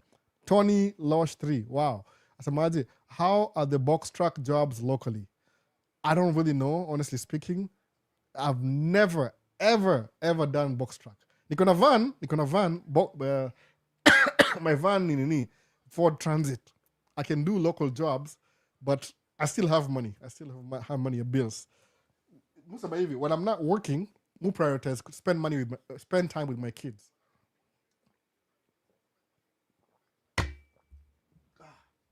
Thirsty. I prioritize to spend time with my kids. So musamaje, so for the job yetu ni 9 months straight. Kama this year, from November tumekuwa na snow every week. So imeharibia any possibility ya job. I miss talking about snow. Snow is too cold. I mean, I'm already sick. More than allergies. So mbona nganga kama kuna makahozi ni baridi hapa, ni baridi Minnesota. Alafu mimi sikuzaliwa huko, so nilemea sana. Mambo ya box trucks sijui poa, by the way. But ni ile, whatever you do, whatever income you get, ni universal.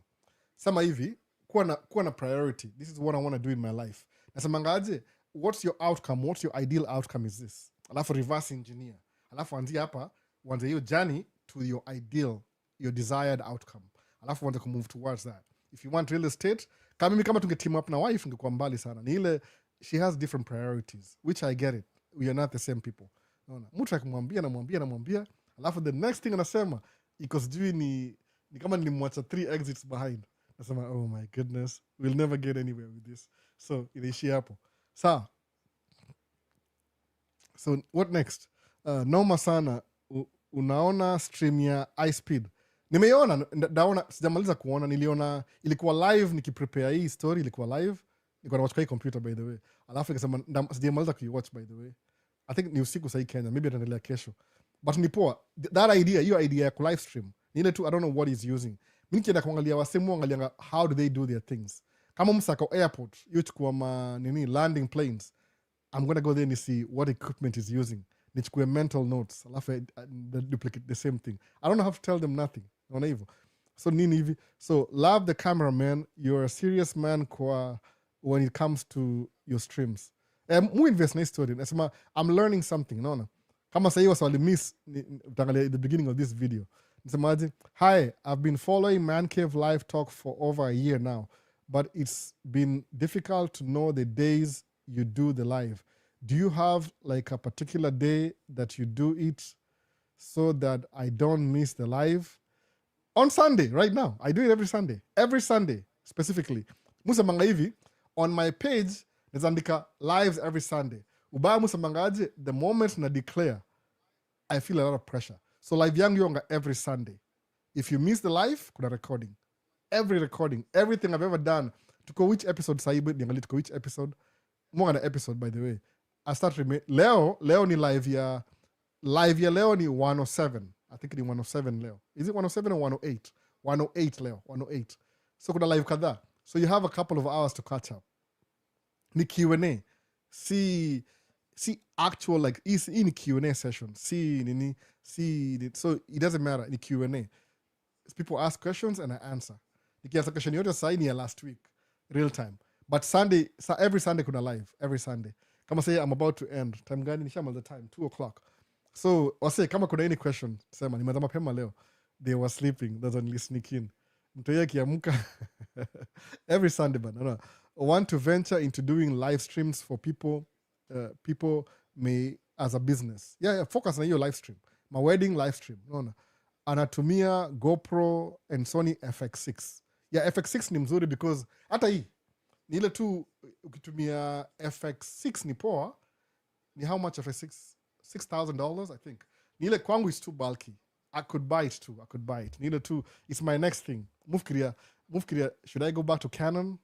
Because I have a soft spot for Canon. I'm just cheating on Sony right now. I'm just cheating. Sony mo gonna cheat on Sony. It's just Sony iko very kuna advantages. Move career. Should I? I'm meaning to Canon cameras. Alafu I'm cheating on Sony right now. Very deep into Sony.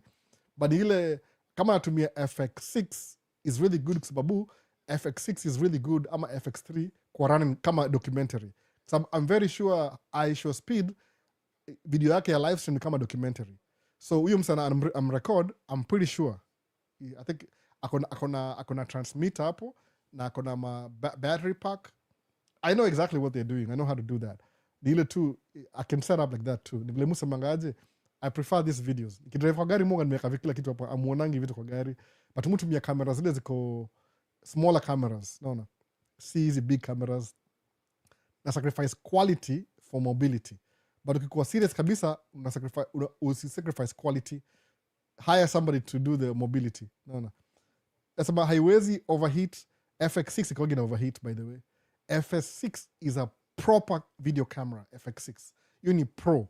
Hizi ma FX3 ni kama baby cinema line. FX6 is this big. Iko na internal fan, iko na internal ND filters internal. So it's a dedicated clean $6,000. I'll buy it one day. Nikikuwa serious. Sahi I'm not serious bado. Wacha ni invest kwa hiyo consistent income ya kila mwezi. Naona. I got a question, the ordinary. Ongea haraka the ordinary. Namaliza sahi. I'm winding down.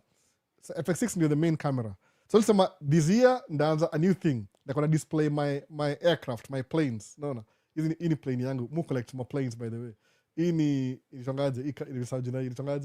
Hii ni P-51 Mustang. Na ndege na kaivo. I'll be displaying my planes. Model plane. Hii ni ya World War II plane ya American Army. I mean American Air Force. So kuna hii World War II kuna poa kuliko hii tu ni ile plastic. Alafu kuna hii ya golf. Ile Gulf War Saddam ndio hii. Is actually to display. I'm introducing something new. Ona hii itwaje? A10 kama unaweza iona, sijui kama unaweza iona, inakaa hivyo. Ndege. Alafu ni flip around. Collection yangu ya ndege hizi. So hii ni ya World War II, hii ni ya Gulf War. Ni kama history, the planes for that war. I'll be buying more later on. Itu ni example. Alafu the new one ili ja fight war ingine, maybe they use it in itwaje, walitumia hii kwa itongaje ile raid ya juzi. Maduro walitumia hii. Stealth. Unaona, hii ni F-35. Model plane, muzi collect by the way. Unaona, hii ni F-35. Noma sana by the way, nakaa hivyo. Hizi mavitu ziko hapa chini by the way, hizi kwa plane, hizi kama mjaji, hizi ni fuel tanks. So the fuel tanks. So mwoga na plane models. Na ngojea Kenya Airways ikuje, Kenya Airways, alafu tutaanza za Kenya Airways kwanza. Itakuwa segment kwa Maisha States. Na go through hizi because I have the lens, kuna hiyo lens ya detail. Kuna lens ya ya macro lens. So what I'll do ni ile nitakwenda piga picha hizo mandege. Na ngojea Kenya Airways. Kenya Airways you run 3 types of planes by the way. I know what they are. Kuna 2 companies za planes kwa world. Kuna Airbus na Boeing. Boeing ni American, Airbus ni European. Uko iko Toulouse, France, Airbus. Alafu kuna Embraer iko Brazil. Alafu kuna Bombardier iko Canada. So kwa market ya Kenya autumia Embraer wako 35 planes. Embraer ndio connection. Alafu kuna Boeing 737-800 ndio hizo na Rwanda manini. Alafu international autumia Boeing 787-300 I think so, ER. So ndaba hizo model planes za Kenya Airways kwanza. Hiyo ndio the new thing. Once a week, once a month. Nimezi orders nakuja. Kenya Airways ndege zao zote. Alafu niingia Delta, United, nini ingine kapi? American Airline, hizo ni major companies.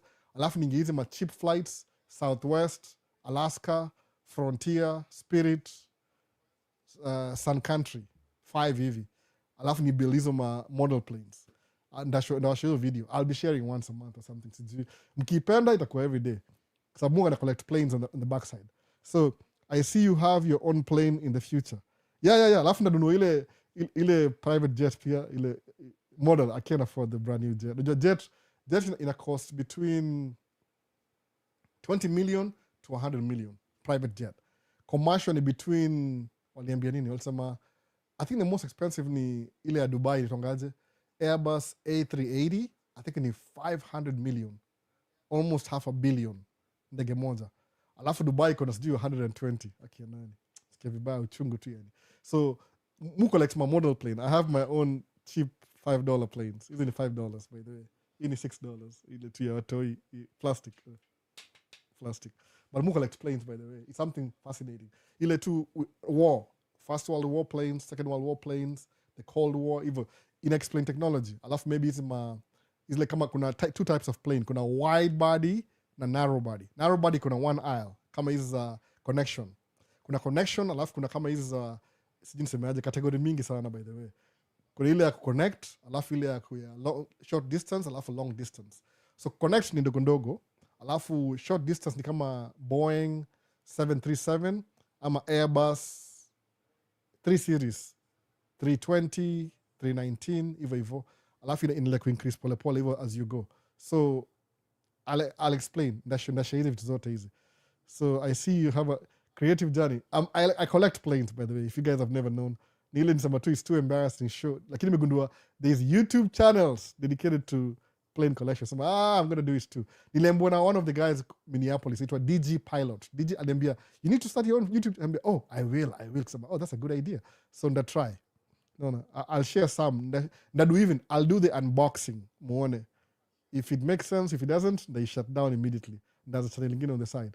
So, any questions? Any questions? There are travels I the last time. Oh my goodness, so many questions.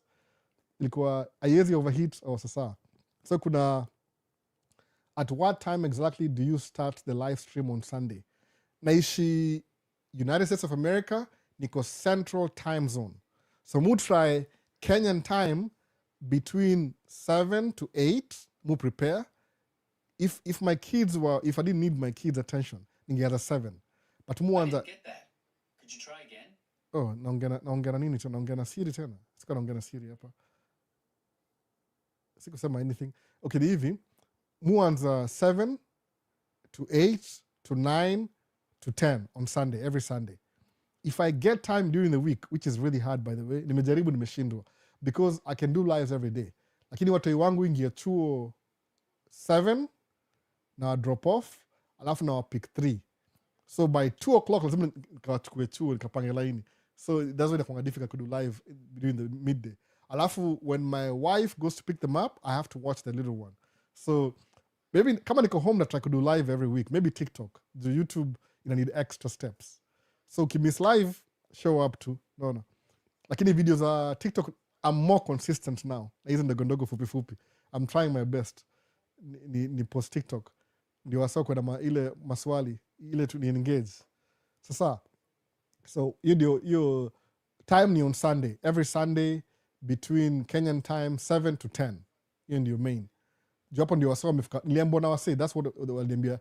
On Sunday tumetulia, tumefika home. 7 is too early because people are having dinner, wanna watch news. So 8 to 9 to 10. Inafaa kuwa 2 hours. Nikianza mapema kama leo, ndio nime-extend kidogo. Nikienda past leo, ndakuwa sanction na wife. And I'll lose my privileges. No. Things I have noted, sir. Nini? Timing I have noted. Ndio hiyo sasa ni on Sunday. That's what it is. Ile between Sunday evening Kenyan time. Hapa even in midday. Juu nikaa hapa hivi for a long time, alafu wasatoka church. Watakuwa busy sana. Mi siedangi church by the way on Sunday. Siedangi church kabisa. Mi ni churchless person. Lakini ni very religious. Najua Bible yote. But siedangi church. Hivyo. Mi na wife tuko different denominations, background. But Said kuna different. Ni siedangi church. I'm so sorry. Unfortunately. Odangi church. Muomba. So, juu ya things nimediscover from kwenda church.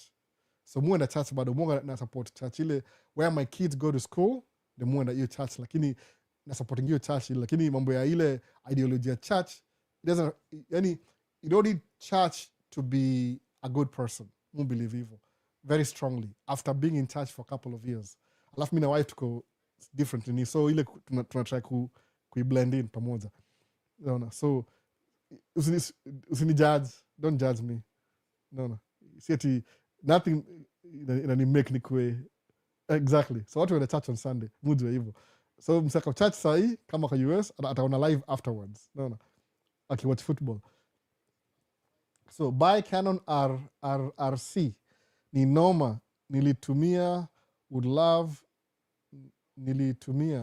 really love to own it. There are travels you need to come visit America. Kuja kuvisit by the way. Is your wife Kenyan? No, she's not Kenyan. Wife yangu ni origin ni German. Akona German. Nimesahau hiyo country ingine. Itwaje? Baba yake ni Saujina. Mama yake ni 100% German. Baba yake ni England, sijui ni Irish na man. Itongaje ile huko juu. Ni mtu wa nini? Norwegian. Si Norway. Ile ni hawa tu hapa juu hapa. Hapa si nini? Ni German, nimesahau jina kabisa. Dutch, si Dutch. Itongaje? Wife ni Mgerman, 50% German, alafu hiyo ingine Irish na sijui au fadhanga hivyo wazungu wako mixed up. So mama yake ni 100% German. Mama yake kweli. Grandmother yake ni 100% German from Germany. Alafu mama yake ni half German and half hii inaitwangaje? I don't know exactly. Ni mzungu basically. Ni mzungu. Wife yangu ni mzungu. Unaona? So we are spiritual beings. Church is not a must. Relationship with God is what we have. Yes, as a conclusion. So inshallah naweza toka kuona ikiwa kaka. Sasa tutaona. Kuja visit Dero Travels. Kuja visit bana. Ni rahisi. Ufanya hivi, when you come to visit America, specifically come and visit alafu urudi. Naona. Kuja visit alafu urudi. Uta create credibility. Naona. The expensive hobby. I love everything about Maisha States. Let's learn. Richie, oh my goodness, it's very expensive. Mtu mia do ni kama ni therapy. Collect planes, therapy. Kwangu. Unajua hivyo. My life, there's something I'm going through right now. Ningle, I'm saving so aggressively to invest in the future that I don't really spend so much money every to focus. So to blow the steam, once in a while, munu camera expensive. Once in a while, munu planes. Because I'm saving aggressively for investment. Most of my money go for investment, by the way.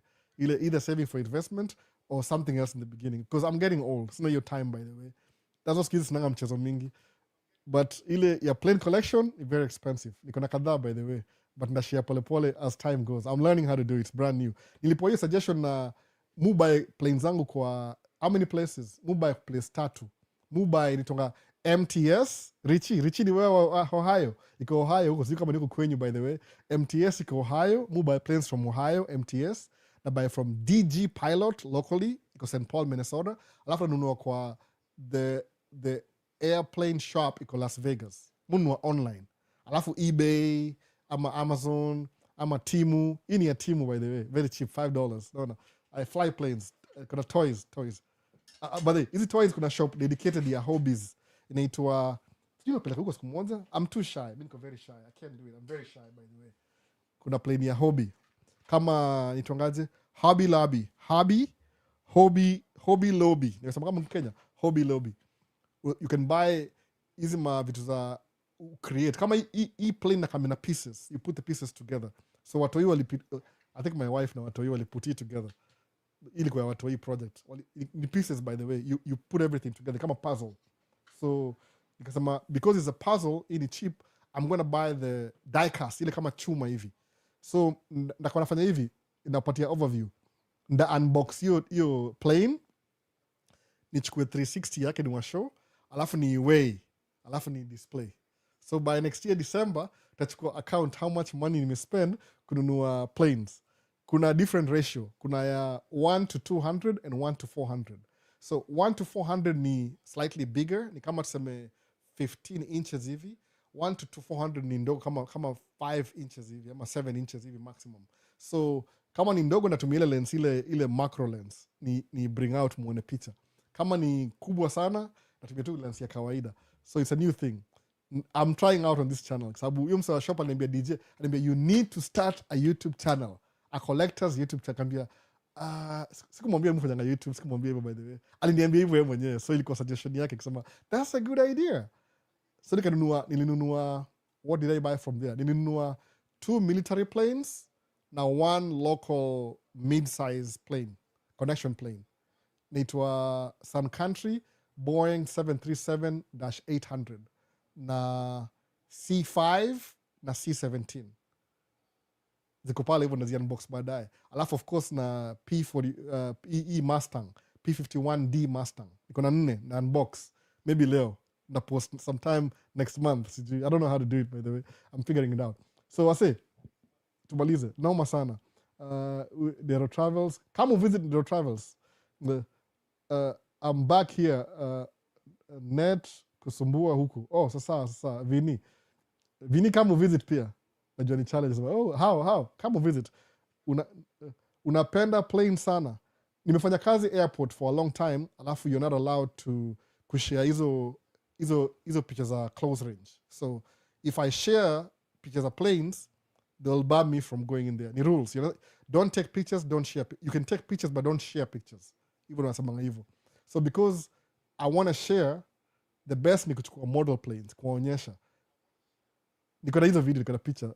Sijui ndashare wapi, I don't even know. Anyway, mfanya kazi airport. Ndani yani kwa runway, pale ndani. We work at the runway. So nikishare, they'll ban me completely. Ni against the rules. So nilikuwa hiyo area ya Embakasi, Mlolongo. I was interested to do videos na pictures of plane. Do it by the way. Kabisa, piga picha. Anza na picha kwanza collect, lakini video ndio muhimu. People watch more videos. And even do it. Alafu nini ingine? Buda ni aje? Poa na Vixi ni aje? Vixi Vic. Ni wewe Vixi. Umeniita Buda. Huyu ni Vixi, yule mmoja yule wa Vixi kuja live bana. Uko free ama? Sije kama uko free. Kuja live tena tuongee. Give us the background context ya ICE shooting the American lady. Oh, Leon umechelewa bana. Ilikuwa hivi. They were doing an operation kwa neighborhood, the same place mali George Floyd aliuliwa, Minneapolis area neighborhood. Alafu the lady was leaving the house, anaishi hapa. Kuna snow kwa barabara. So when she was leaving, akaona gari zikikuja. Akawavia akawaambia tokeni muende, piteni. Mmoja wao akakuwa na ni kama catch feelings. That's true. Mimi kusema kweli, catch feelings because people were protesting. They don't want them. Walikuwa protest. So catch feelings. So when they catch feelings, akataka kumtoa kwa gari wa muarrest because they can arrest you by the way. They can arrest you. Ni cops, so they can arrest you. So when kumuarrest, she was trying to get away. Kugera away, huyu mmoja akamshoot. Boom. No. Akamuua. Kwa face, alimshoot kwa face by the way, kwa sababu mbele ya gari hapo hivyo. Kwa kesi. So kuna murder case. So akasema sasa hivi ni federal case, lazima ikuwe investigated. Probably what I'm hold accountable, something will happen. But ni ukweli, if you're a human being and you kill another human being, you can't sleep at night. Hauwezi lala. So hauwezi lala. Hiyo ni uongo. If you kill somebody, hata ufanye nini, hata ku-excused, ku-pardon, doesn't matter. That thing will haunt you for the rest of your life. So kwa mtu, a mother of 3. No. So imekuwa sahi kama story. Na ni federal. Our ICE ni federal police. Au si local police. So hata local police haiwezi interfere na federal. Federal ni above local police. So ikienda kwa watu kama kwa administration, because hao ndio mpatiana hiyo job, of course they'll try and shelter, ndio si compromise their operation. So hiyo kesi itaisikia maybe 2 years from now. Sijui itaisha lini. It's a long process. No. That's the context. That's what happened. According to the video nasema. There's no other thing. Ni ile tu, the lady was leaving her house, anaishi huko by the way. Anaishi huko. It's her neighborhood. Alafu hawa sasa wanataka kutafuta immigrants. What they're doing, ile wana walk in the streets, they ask you for your ID. If you're black, it's true. I'm not kidding by the way. They're only picking up watu wako brown, mzungu hata wamuulizi. They are racially profiling. That's what they're doing. Make show up, like, are you a citizen? Show me your ID. Kama sina ID, unani arrest. That's what they're doing, ICE. Period by the way. ni racial profiling period. Hakuna ati awasomeshi mzungu, wasomali, wa Afrika na wa Latino, that's it. Ni racism straight up, hata wadanganyi. Naona see, there's nothing in between. Naona ati wakiona mtu mweusi, can you show us your ID, hivyo. So hiyo ndio, that's what they are doing right now. Ni kama ile mse the mustache man huko Germany, hiyo story yote straight up ni racial profiling, hakuna story yote. That's what they're doing. So huyu ni mzungu mama kama anainterfere, wali catch feelings by the way, which happens, wazungu waga hivyo anyway. That's what happens, hakuna siri yote by the way. So Dero Travels nyingine, hiyo ndio feedback ya Leon, nimechelewa kidogo by the way. Alafu samaje Russia ndivyo happen. But tuone nyingine 21 minutes, I'm so late. Albo vipi? Poa sana. Prince kuja muone live kama mmechelewa. That I could do live during the week. I'm just saying that, I'm not so sure. So sad for sure. That's what happened by the way. Ilikuwa uncalled for. Totally uncalled for. No. Watching live from Kisumu, Riat Hills. Steven Jugito. Karibu sana, Steven. Vipi bana? Kisumu ilikuwa one of my homes. Niliishi Kisumu for a while. Sijui how many years, on and off. So, Markham, creative journey, I agree with you. We all spiritual beings. Church is not a must. Relationship with God is what we have. That's true. So Tumaza Live was said, imechelewa. They're coming to look for me right now. Imekuwa 2:00. Na wasikia kuja downstairs. So what do? The last one ile, have a good one, brother. So namaliza TikTok kwanza. Tende TikTok. Squeeze everything kwa computer. Hakuna screen hapa, unaona? I'm improving. Kuna tu kamera ya Dero Travels. Ona kamera ya Dero Travels hapa. This is what I have, camera. But hakuna kitu kingine. So end live hapa. They're coming to look for me na wasikia kikuja. Wase, baadaye basi. Peace. See you in the next one. To end live hapa TikTok. Alafu YouTube pia. Nimwacha nani mwingine? Kuna Prince. So sad. Okay, nishamaliza hivyo. Blessed. Let me begin hapa. Kuna blessed up, man. Big up. It was a good stream. Hopefully. They watch this. How many things I did wrong. Nice time, brother. I will rewatch. Vincent, come visit Vincent. Come in and visit bana. Alafu mrudi. No. We'll discuss that later. Visit Visa. Ibu tuone nini nyingine. Alafu weka playlist ya camera collection. Iko already by the way. Every video iko nayo. Maybe it's the update. Nafaa update. Sound update. Everything. The update leo. Now that you've said so, the update everything I use on a playlist.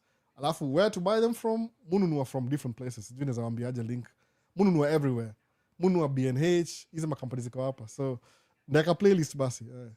Sasa, anything else? Going once, going twice, going 3 times. Peace. See you in the next one. Tumalize. Hope sijaacha mtu yote. Kwa sababu live yoga na delay kidogo. Hebu tuone